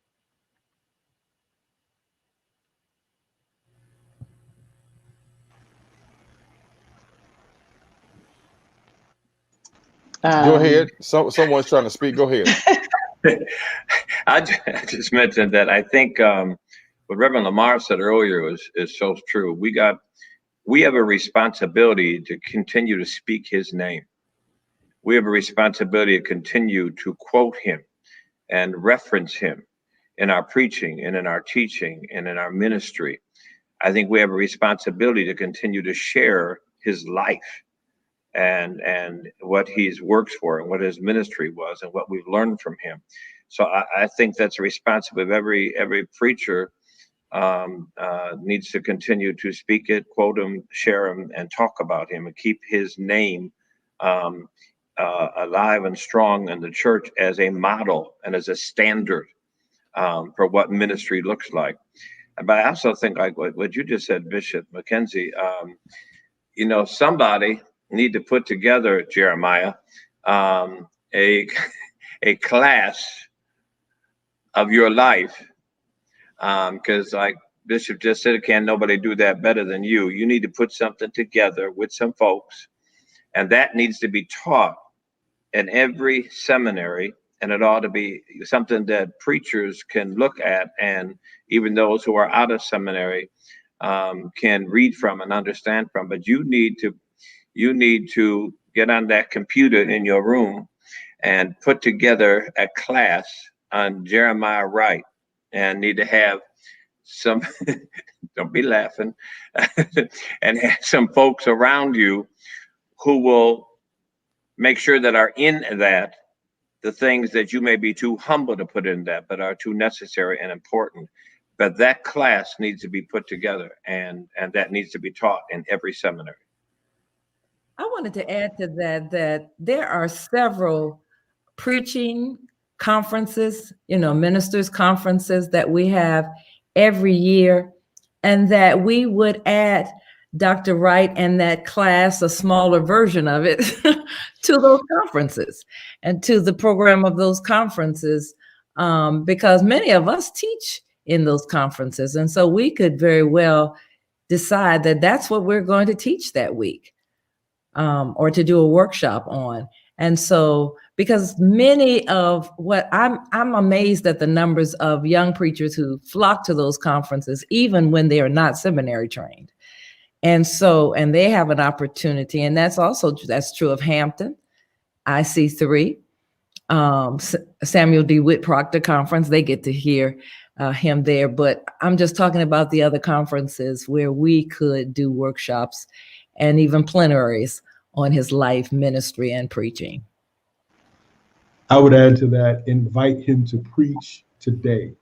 Invite him to lecture now. Right. He, like a fine wine, and I know you Christians don't drink wine, but fine wine, it tastes better as it ages. And Dr. Wright is still on the road. And he'll probably text me and tell me I shouldn't have said this, but y'all invite him, because people are still being blessed. Bishop McKissick. Yeah, I concur with everything that has been said. I think especially what Dr. Cynthia said about the various conferences that are had, that something be added to those conferences, because, by and large, a lot of these conferences are nothing more than preaching shows now, but we need something added to it to add some teeth to them. And I think, there's a generation of preachers coming up who need to know Dr. Jeremiah A. Wright Jr. And need to know his prophetic witness and not just his prophetic proclamation. And, I keep going back to this to learn much about his pastoral heart. Yeah. Because he just an amazing pastor. And we don't hear enough about that. And I think that would be something for people to learn. Wow. Well, yeah, Bishop, one thing is for sure, he's a preacher's preacher and a pastor's pastor. So, yes. He was coaching before coaching became the thing to do, and mentoring preachers. And then just as he pastored people in the congregation, he also pastored us. Exactly. He also pastored us. I know that when my mother died, he was one of the first voices on the phone. And not only was one of the first voices on the phone, he came to my mother's funeral. And when I was about to fall apart, one of those things, you got to be the stoic preacher, and your mother's, you standing at the casket of your mother, and he was there, and a couple other people was there, and just came over to help keep me together. So not only did he pastor the people, but he also pastored pastors. I just have to share that every birthday I got a letter from my friend Jeremiah Wright. Those letters meant the world to me, because they always spoke, very personally to who I am as a person and as a preacher and pastor. And there were lots of times when I didn't know that I believed it. And that letter affirmed, there is more to you than you can see. And so that's a pastor. And how many of us need that kind of pastoral ministry as we seek to pastor others? Yeah. So that does have to be, we can talk about his prophetic preaching, yes, but we also have to talk about that pastoring that he did for each of us and so many people. Yeah. When I saw the question, everything that almost everybody has said were notes that I made. But one of the things that came into my spirit was that at CTS they had a Howard Thurman library and with tapes and sermons that you could go. And they brought in Howard Thurman once a year, but they created an intern where a student could go and have direct conversations and training and dialogue with Howard Thurman per semester. I was one of those that was selected, and it was meaningful to know and to see it more than through books and tapes and to have him presented. And so that was a significant thing that we ought to look at. The second was that in 1999, I was assigned to St. Paul AME Church in Detroit, Michigan. It was the first time that a woman had been directly assigned to a church that had 900 plus members. Now, instead 3,000, you know, that was members on roll, right? So it was nowhere near that when I got there. A few weeks after I got there, Dr. Jeremiah Wright and Dr. Freddie Haynes were doing the tour of the Black male revivals at Tabernacle with Samson, and I went and reluctantly went in to speak because I knew he was getting ready to preach, and he, you know, acknowledged and we talked. He turned to Samson and said, "This one of mine. She here. I didn't know she was here. Don't you preachers mess with her. You tell the Baptist boys don't mess with her. You tell the UCC boys don't mess with her. She mine." And I sort of laughed and, you know, went out the room. At the end of the service, Dr. Sampson said, "Daughter, stand up." And he said to this entire body, "This here is our daughter, Dr. Jeremiah Wright. Said she's our daughter. We're not going to mess with her. We're going to tell them people over at St. Paul, don't you mess with her, because Jeremiah Wright said."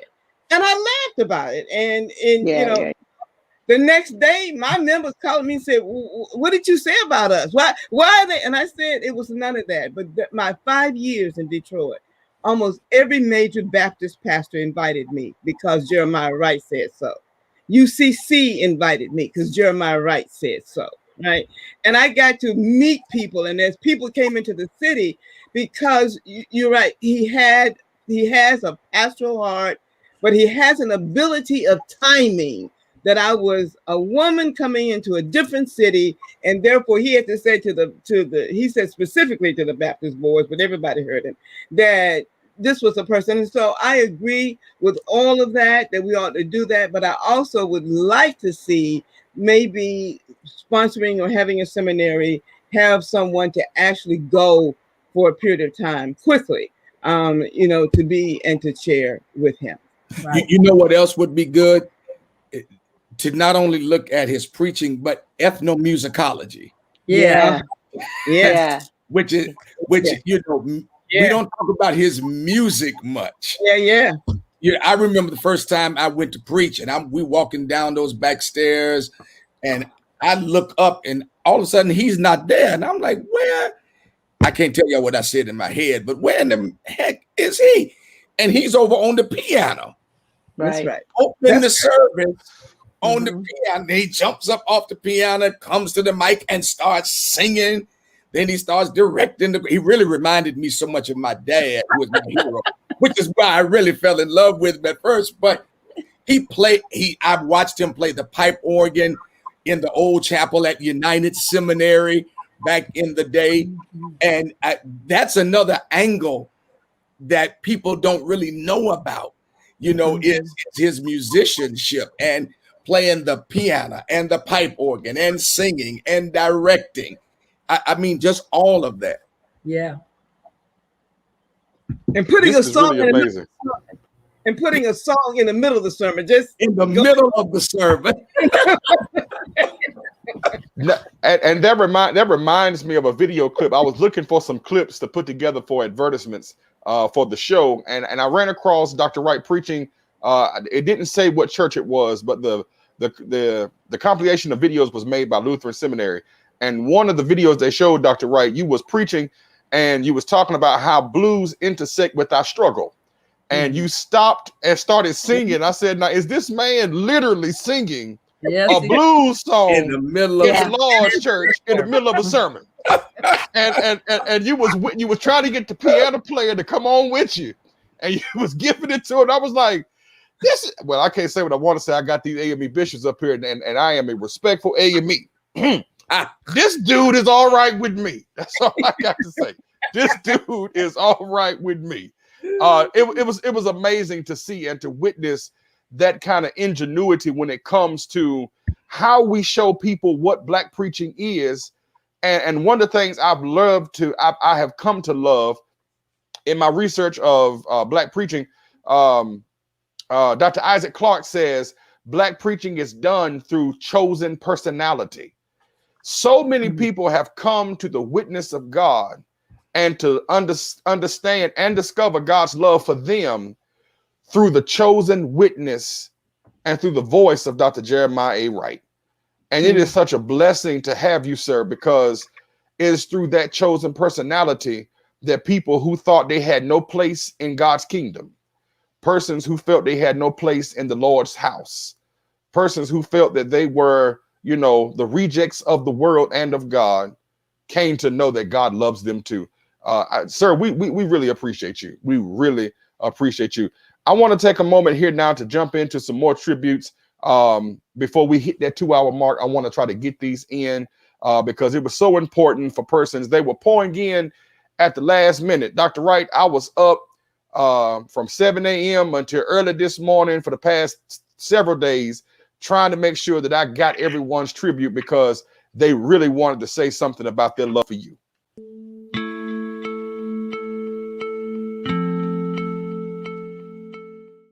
To you, Reverend Dr. Jeremiah Wright, on this day of celebration, I celebrate you. I celebrate the myriad of ways in which you have enhanced the lives of people, for the ways in which you have been determined to ensure that people knew their place in the Lord, they knew their place in the kingdom of God, and they knew their place in this country. That even through trials and tribulations, you have shown us what it means to trust God, to live our very best lives, and to work for justice for everyone, the least of these. We praise God for you and for your legacy and for the ways in which you shall indeed be an inspiration for generations after us. May God continue to bless and keep you. My name is Dr. Chad White. I am the pastor of the Word Church in Dayton, Ohio, and I am honored to take time to do a short tribute to Dr. Jeremiah Wright. Dr. Wright's ministry has impacted my ministry in such tangible and salient ways. Number one, Dr. Wright is a truth teller. He is not afraid to speak truths of power and bear witness and have a prophetic imagination that can see an alternative ending, the ending that God would desire it to be. Another thing about Dr. Wright's preaching and ministry is Dr. Wright knows how to tell the story. It was told that Dr. Gardner Teller was preaching about the prodigal son, and he used such clarity and painted such pictures with words that he says, there the prodigal son is back there. People in the church turned around and looked to see if they saw the prodigal son. Dr. Wright preaches with such clarity, such power, and paints such beautiful pictures with words that I'm in awe. Sometimes his ministry has definitely changed my life. And so I thank God for the work, for the labor, for his commitment to prophetic preaching in the Black and African American tradition. And so we are grateful for him and how he has impacted so many other pastors, including myself, and has helped change the trajectory of our ministry. Congratulations, Dr. Wright. We love you and God bless. Greetings. I'm so privileged and excited to have this phenomenal opportunity to share my convictions and my thoughts about the life and my appreciation for the Reverend Dr. Jeremiah A. Wright, Jr., affectionately known to me as Daddy J. I was introduced to Dr. Wright by Dr. Debbie Grant and then systematic theology professor, Dr. Jacqueline Grant. And ever since that moment of introduction, our lives have been inseparable. Dr. Wright began preaching for me in 2007 at the St. Paul Church in Macon, Georgia. I'll never forget that experience. I go all the way back to that particular moment because it was then when I met Dr. Wright that he said to me, as I was worried about hosting him as a young pastor and making sure the red carpet was laid out, he told me to pull over on the highway. And he said to me, close your eyes. I closed my eyes. He said, now open them. He said, that's the difference between a Motel 8, Motel 6 and a 5-star hotel. He said, at nighttime, you can't see nothing, son. And so ever since that moment, I knew that this man of God had the humility, but yet the greatness to go along with the humility. And my life has forever been impacted because of the life of the Reverend Dr. Jeremiah A. Wright, Jr. I appreciate you today, and I appreciate you the rest of my life, and especially the rest of my ministry. Love you, Daddy J. I'm so honored to say a few words about Jeremiah Wright. Such an extraordinary man. He sits atop the very pinnacle of the most unique and wonderful human beings I've met. He is, his brilliance, his courage, his love and commitment for Black people in the community, his willingness to sacrifice himself and his time, and his sensitivity to the needs of others. It's just extraordinary and unparalleled. There's so much I could say about him. I don't know where to begin, other than to say that my life has never been the same since I met Jeremiah Wright. He befriended me and he inspired me. He's been a mentor and an example. He's helped me in so many ways. And all I can say is, God bless you, brother. I'm so glad that yet again you're being honored and recognized for all that you've given to so many. I will remember you always. I do. You are always in my heart. And when it's all said and done, when others of us are remembered by those in our circles, your influence, your name, your love, your example will be remembered by so many who came under your loving wings and the power of your wings and your exegetical brilliance and homiletical extraordinary talent. God bless you, brother. And keep on doing what you're doing, because it's making so much of a difference for so many of us. God bless you.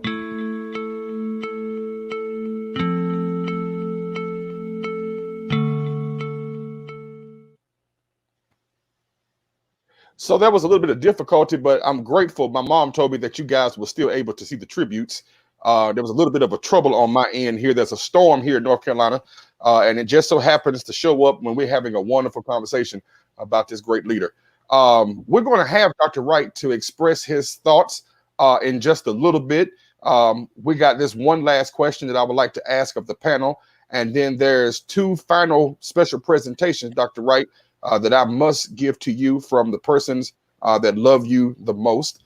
And I also want to express that Dr. Lance Watson was slated to be with us today, but he is under the weather. And Bishop John Bryant was having some connect difficulty. And so he didn't leave us. He was having some issues connecting with his equipment. But we're going to push forward with this final question. And I ask all of my guests this question every show that I've done. Using the context of our conversation, define unholy silence in the voice of Dr. Jeremiah Wright.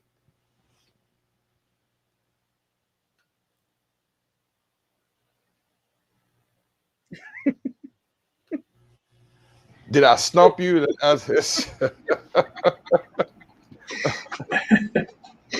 You know, I'll be foolish enough to take the first swing. I think that the wisdom of the panelists, you raised the spirituality of Dr. Wright, which is music, which is silence, which is rumination, meditation, prayer. I'm not sure about unholy silence, but I believe that silence is the seedbed of his brilliance. There's no way that you can preach and teach and share as he shares without entering the spaces where God exists deeply inside of us. And I think that silence and that deep spirituality feeds him, which is why he can feed so many. And so that would be my perspective. Well said, Dr. Lamar. Yes. Second. That means everybody's gonna go along with what you said.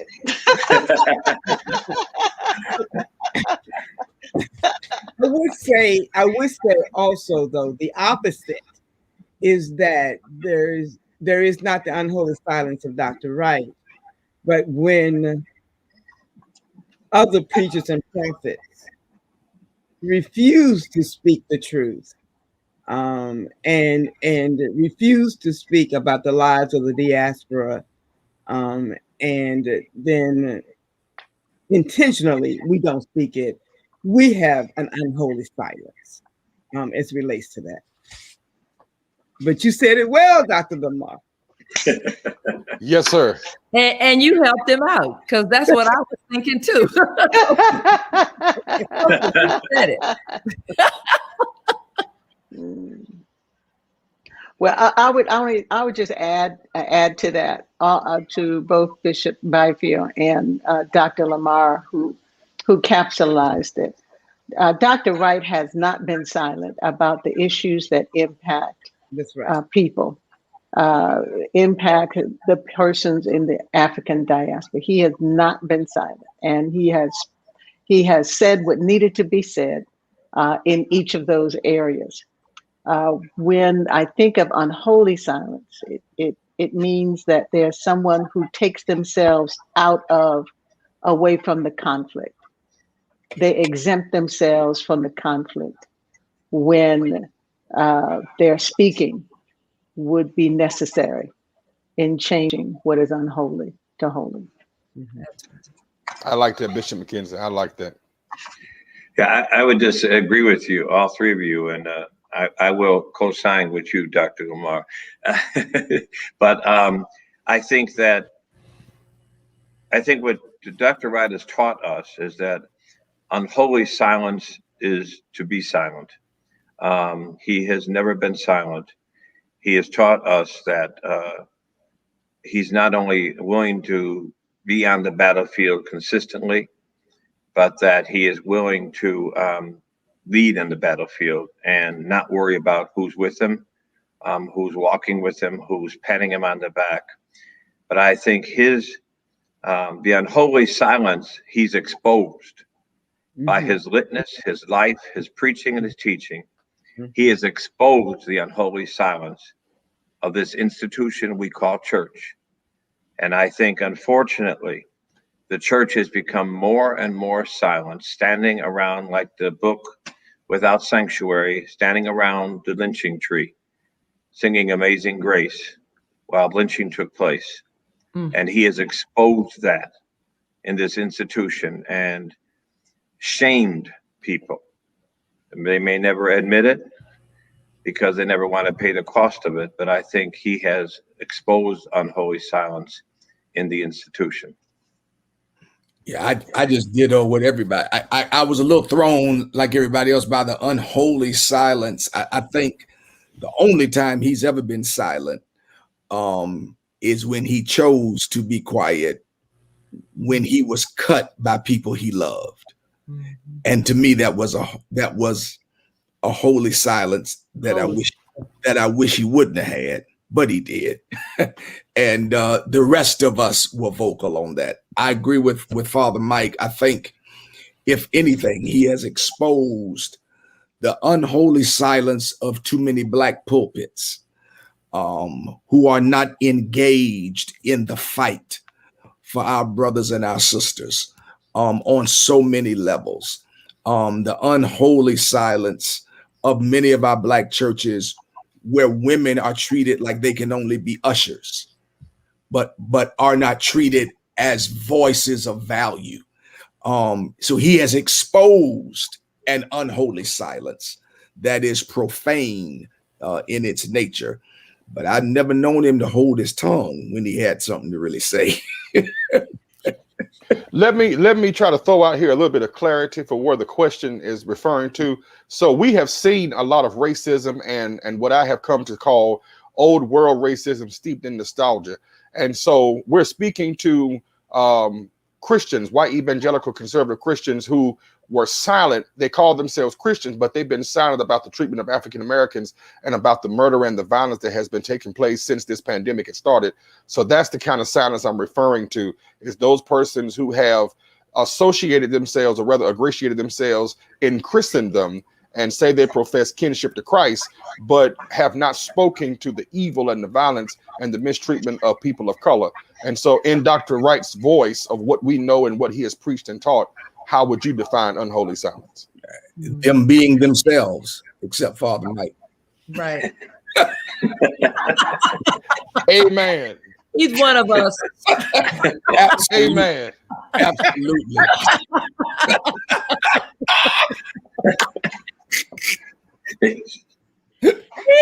Oh, McKissick.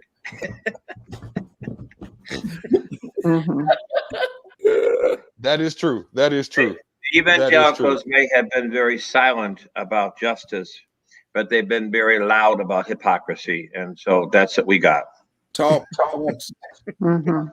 See, one of us. That's right. That's exactly right. That's exactly right. Talking about this subject, we'll be on another hour, and yes, your audience can't. Listen here, and as my sister Tina just said, Father Mike can come to the cookout, so that is well established. Yeah. I want to take a moment now to give room to Dr. Wright, so that he can have words, and then we'll end with these two.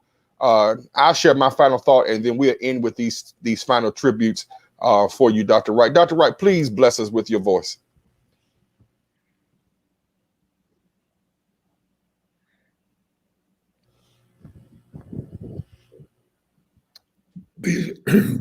Bishop, I thought we would call you Bishop, but you said you were speaking in deference to the other bishops.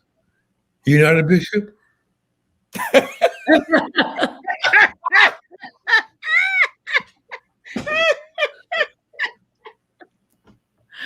Well, Bishop Bryant was talking about memory. And StreamYard has taken down the gallery view, so I'm going from memory. Bishop McKenzie says she cannot remember when she met me. She skipped all over my meeting her with the doily on top of her head. Oh, Lord have mercy.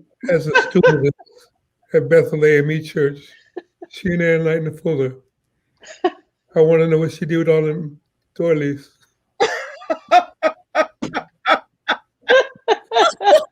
Hilarious. I'm grateful for all of you, and I thank God for you.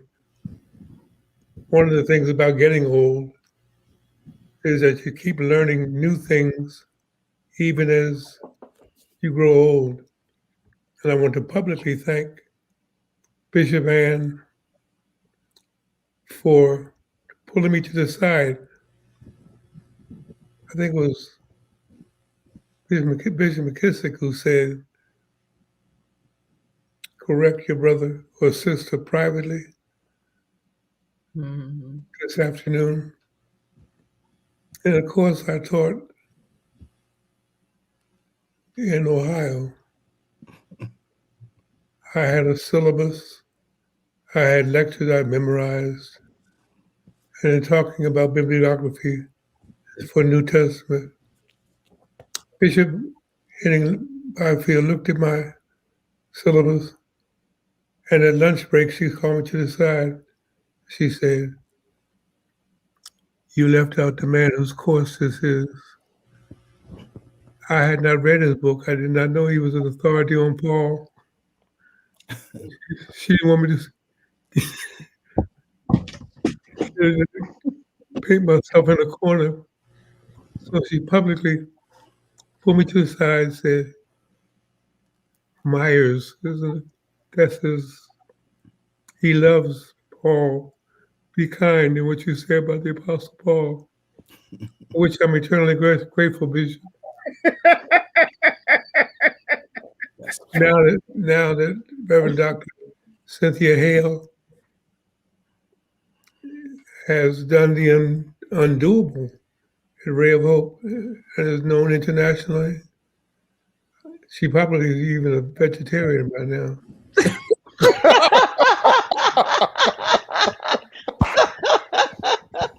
She won't talk about how she and her dad, was that your dad? In my office, in my conference room, brother Lamar ate pig feet when she came to Chicago. That's right. Chuda, we had some trotters. Amen. Lamar, when Billy told me about this afternoon, I was scared to come on. I didn't know if it was going to be a roast or what. But I thank you. I thank you for your ministry. I don't know how many other churches got attacked. The press did not pick up. But when his sign was torn down, Black Lives Matter, he said, you got this sign, but you can't get our souls. Oh, that's right. And thank you for that. Brother McKissick, you and your dad and your mom, and Kim are like family, and I thank God for you. I waited for the last comment. I need you, all of you. Oh, his face isn't on here. Bishop Bryant, you remember the first time I preached at Bethel, I was single. And Bishop Bryant stood up and said, now ladies of Bethel, our guest preacher is single. Y'all know what to do. Amen. I got more letters, resumes. I think he had technical difficulty because he didn't want to see me say that. But thank you, Bishop. And I was confused about dates because of this. Either Bishop sent me to Frank Reed or Frank Reed just sent me to Bishop. Frank Madison Reed, Bishop Reed's father. Right. His last service of worship was in our church. He knelt down. Bishop Bryant was preaching. He knelt down to pray. And then he whispered to me at the end of the prayer, Jeremiah, help me up. I can't get up. Can't get up. Wow. And he went from the pulpit to the hospital. Wow. And died that week. So I'm deeply indebted to Bishop Bryant and the Reeds and the AME Church. Thank you, Father Pfleger, for this reason. I don't know what is public or not. I'm going to take it that Corey's letter is made public. I need you all and all your constituency to pray for our brother, Father Michael Pfleger. Yes. The Department of Children and Family Services found him innocent of all charges about 3 weeks ago, where two ignorant Negroes, ninjas, NINJA, tried to extort some money from him.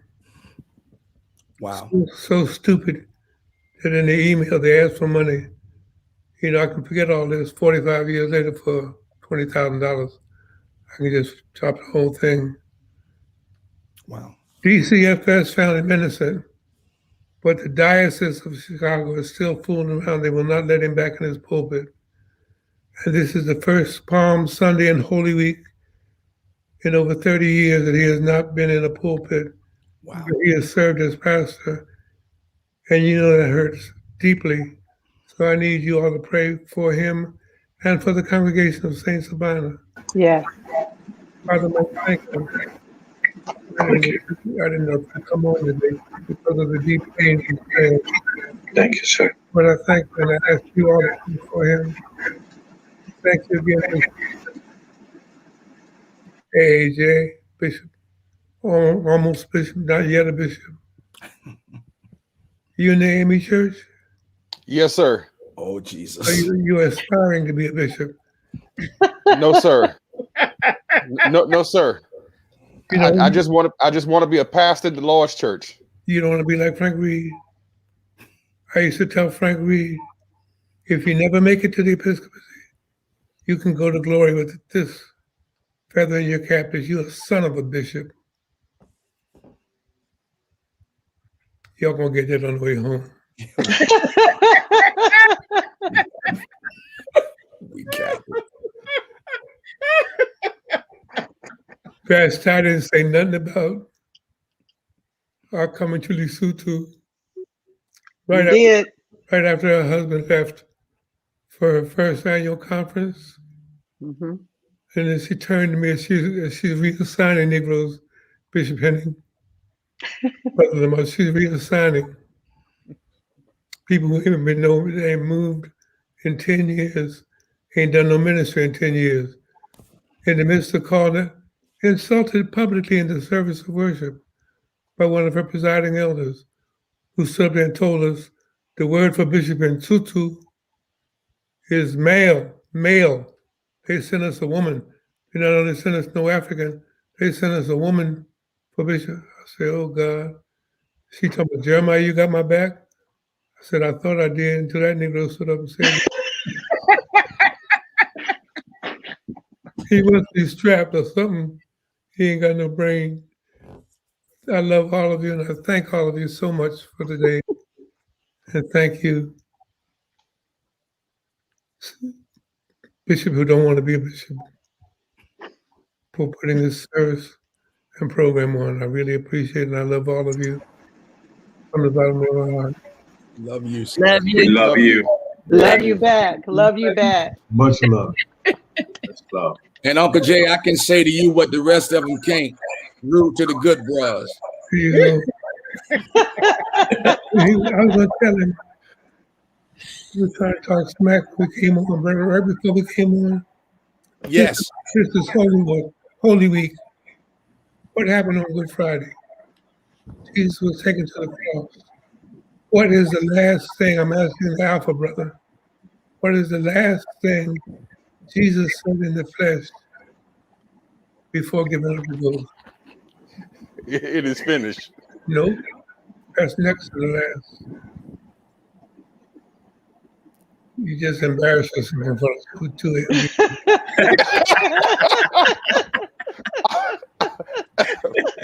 Father, into thy hands. What did he say? Dr. Wright, I love you, sir. Having a little trouble over here. Where was Wait a minute. Where was he when he said that? That's an easy question. Where was Jesus when he said that? On the cross. On the cross. He was on the cross.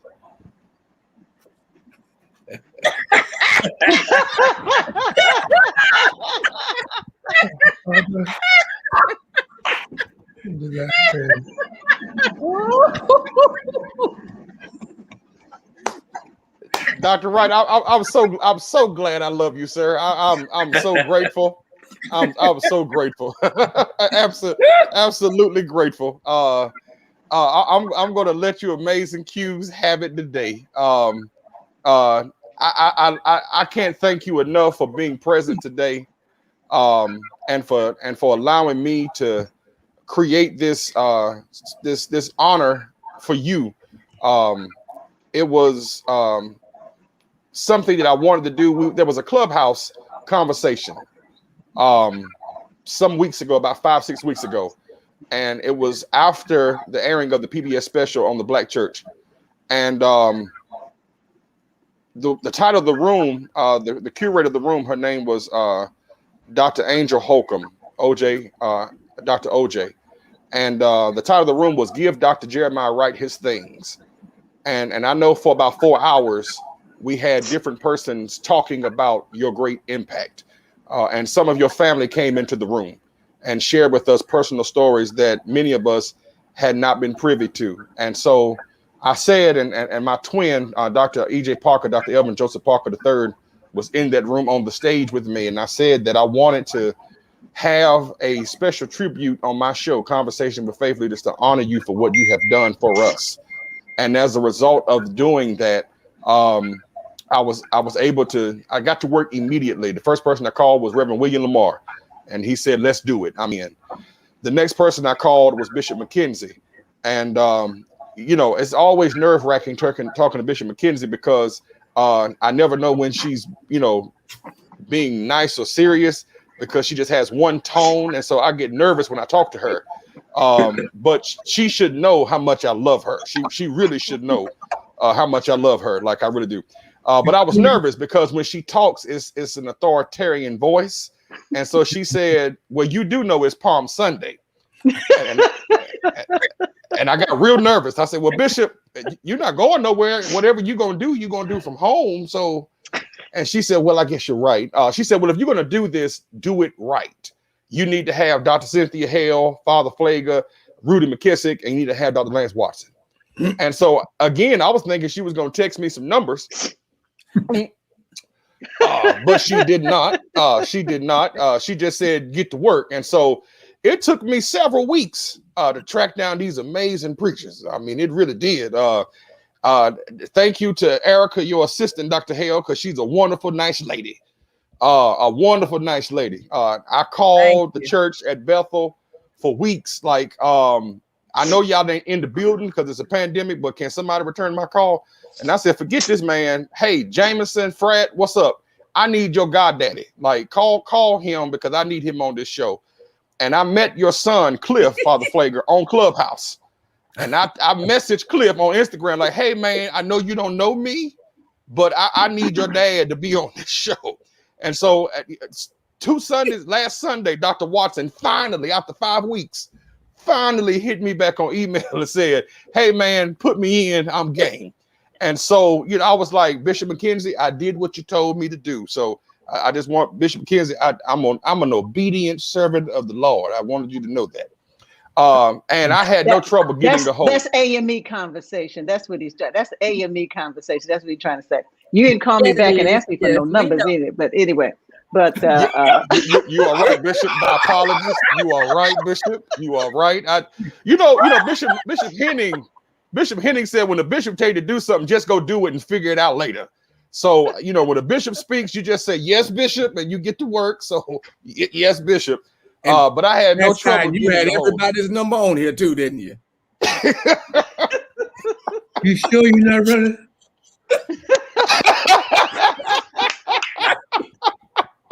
Right. But I'm grateful to all of you. I'm so grateful to all of you for taking the time out to make this possible. I had no trouble getting a hold of Bishop Byfield, and she said yes immediately. And I'm glad this came together the way it did. And even when she called me, she texted me like 5:45 in the morning and said, listen, I don't know if you know this, but Bishop Bryant performed his wedding along with Reverend Jesse Jackson. And so she was going to back out, Dr. Wright, to make room for Bishop Bryant. But I said, I got space. And I'm grateful that Bishop Bryant said that he would do it and that he had trouble today with connecting. But I'm grateful that you got a chance to see your friend and to hear his voice and to be a part of this. Sure? I want to take a moment. Yes, sir. Bishop Byfield didn't block him.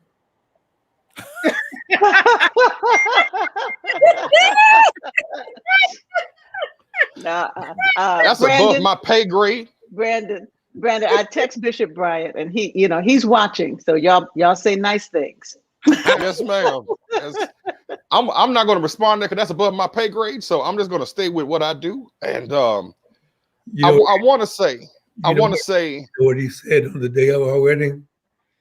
He and Jesse walked in to explain what the holdup was.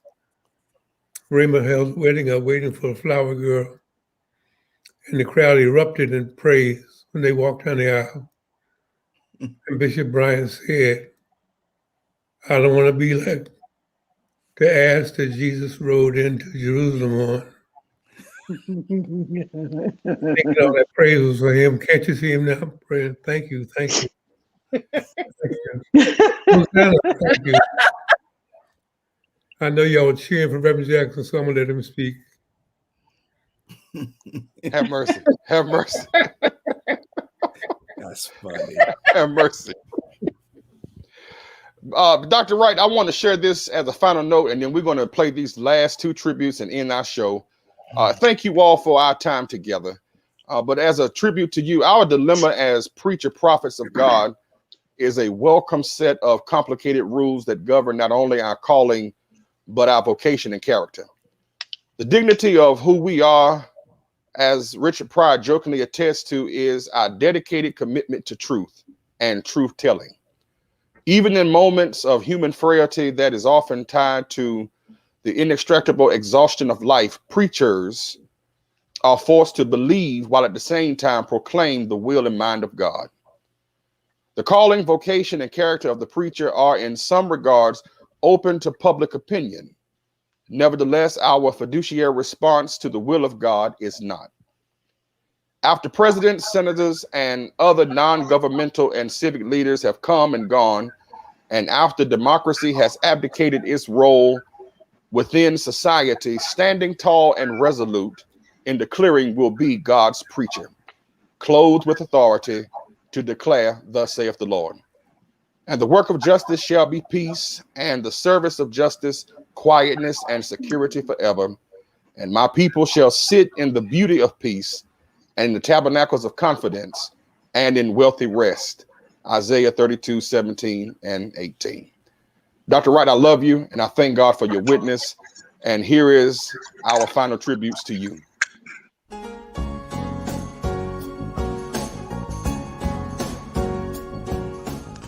God bless you, Pastor E.F. Ledbetter III here of Mount Pisgah Missionary Baptist Church.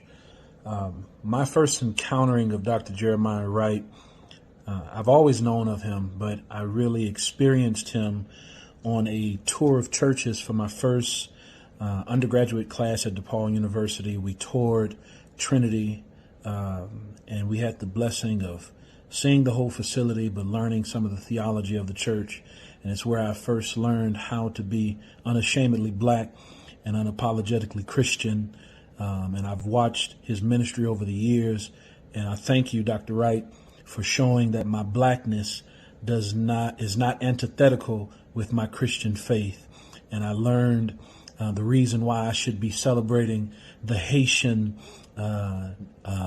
Revolution and how amazing that was to our history and our ancestors as chattel slaves in America, and how that affected history. You caused me to look at history in a very different way, and I thank God for your relevance and your ministry and where God is going to be taking you next. The Reverend Dr. Jeremiah Wright is not just a great preacher. He is a great thinker.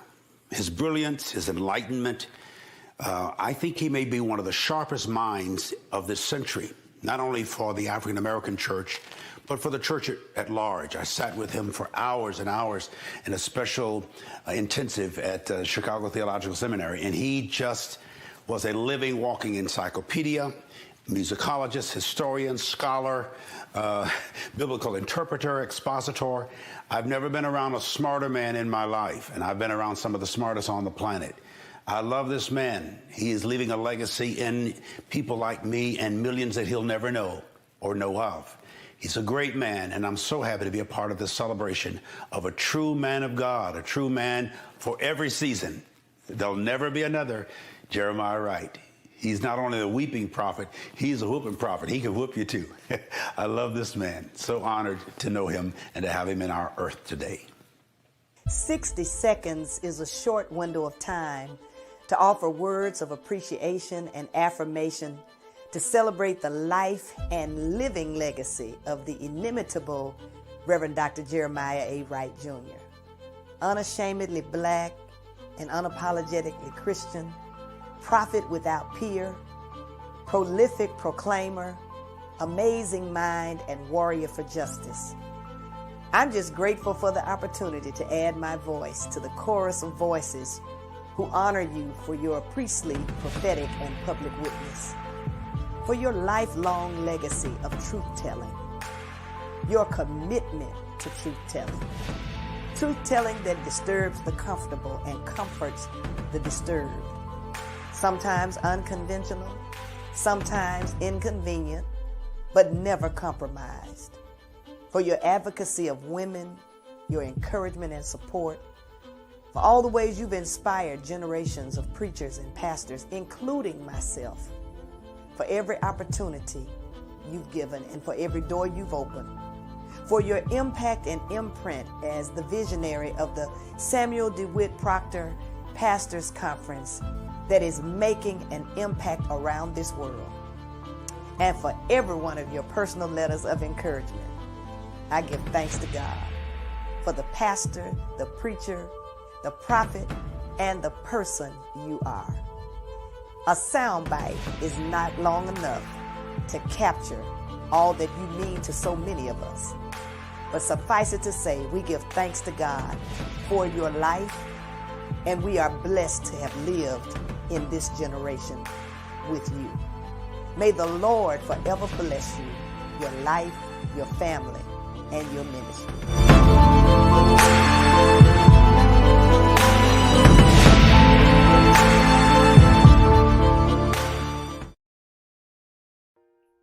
Most gracious and loving God, we give you thanks for what eyes have seen, our ears have heard, and our hearts have felt as we contemplated and celebrated the ministry of Dr. Jeremiah Wright.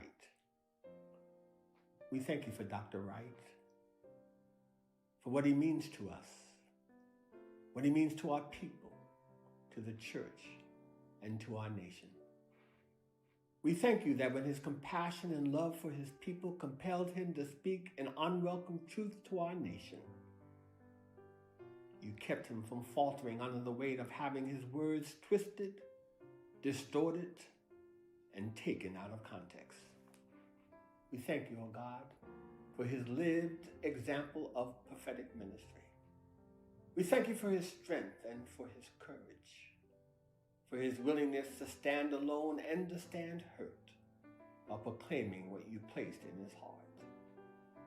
We thank you that when future generations tell the story of our time, they will speak not only of the brilliance of his preaching and the effectiveness of his pastoral ministry, but they will record that Jeremiah Wright refused to be silent while others were deceitfully using your name to try to take a people back to a way of life that was against life, against what you required of us, to do justly, to love mercy, and to walk humbly with you.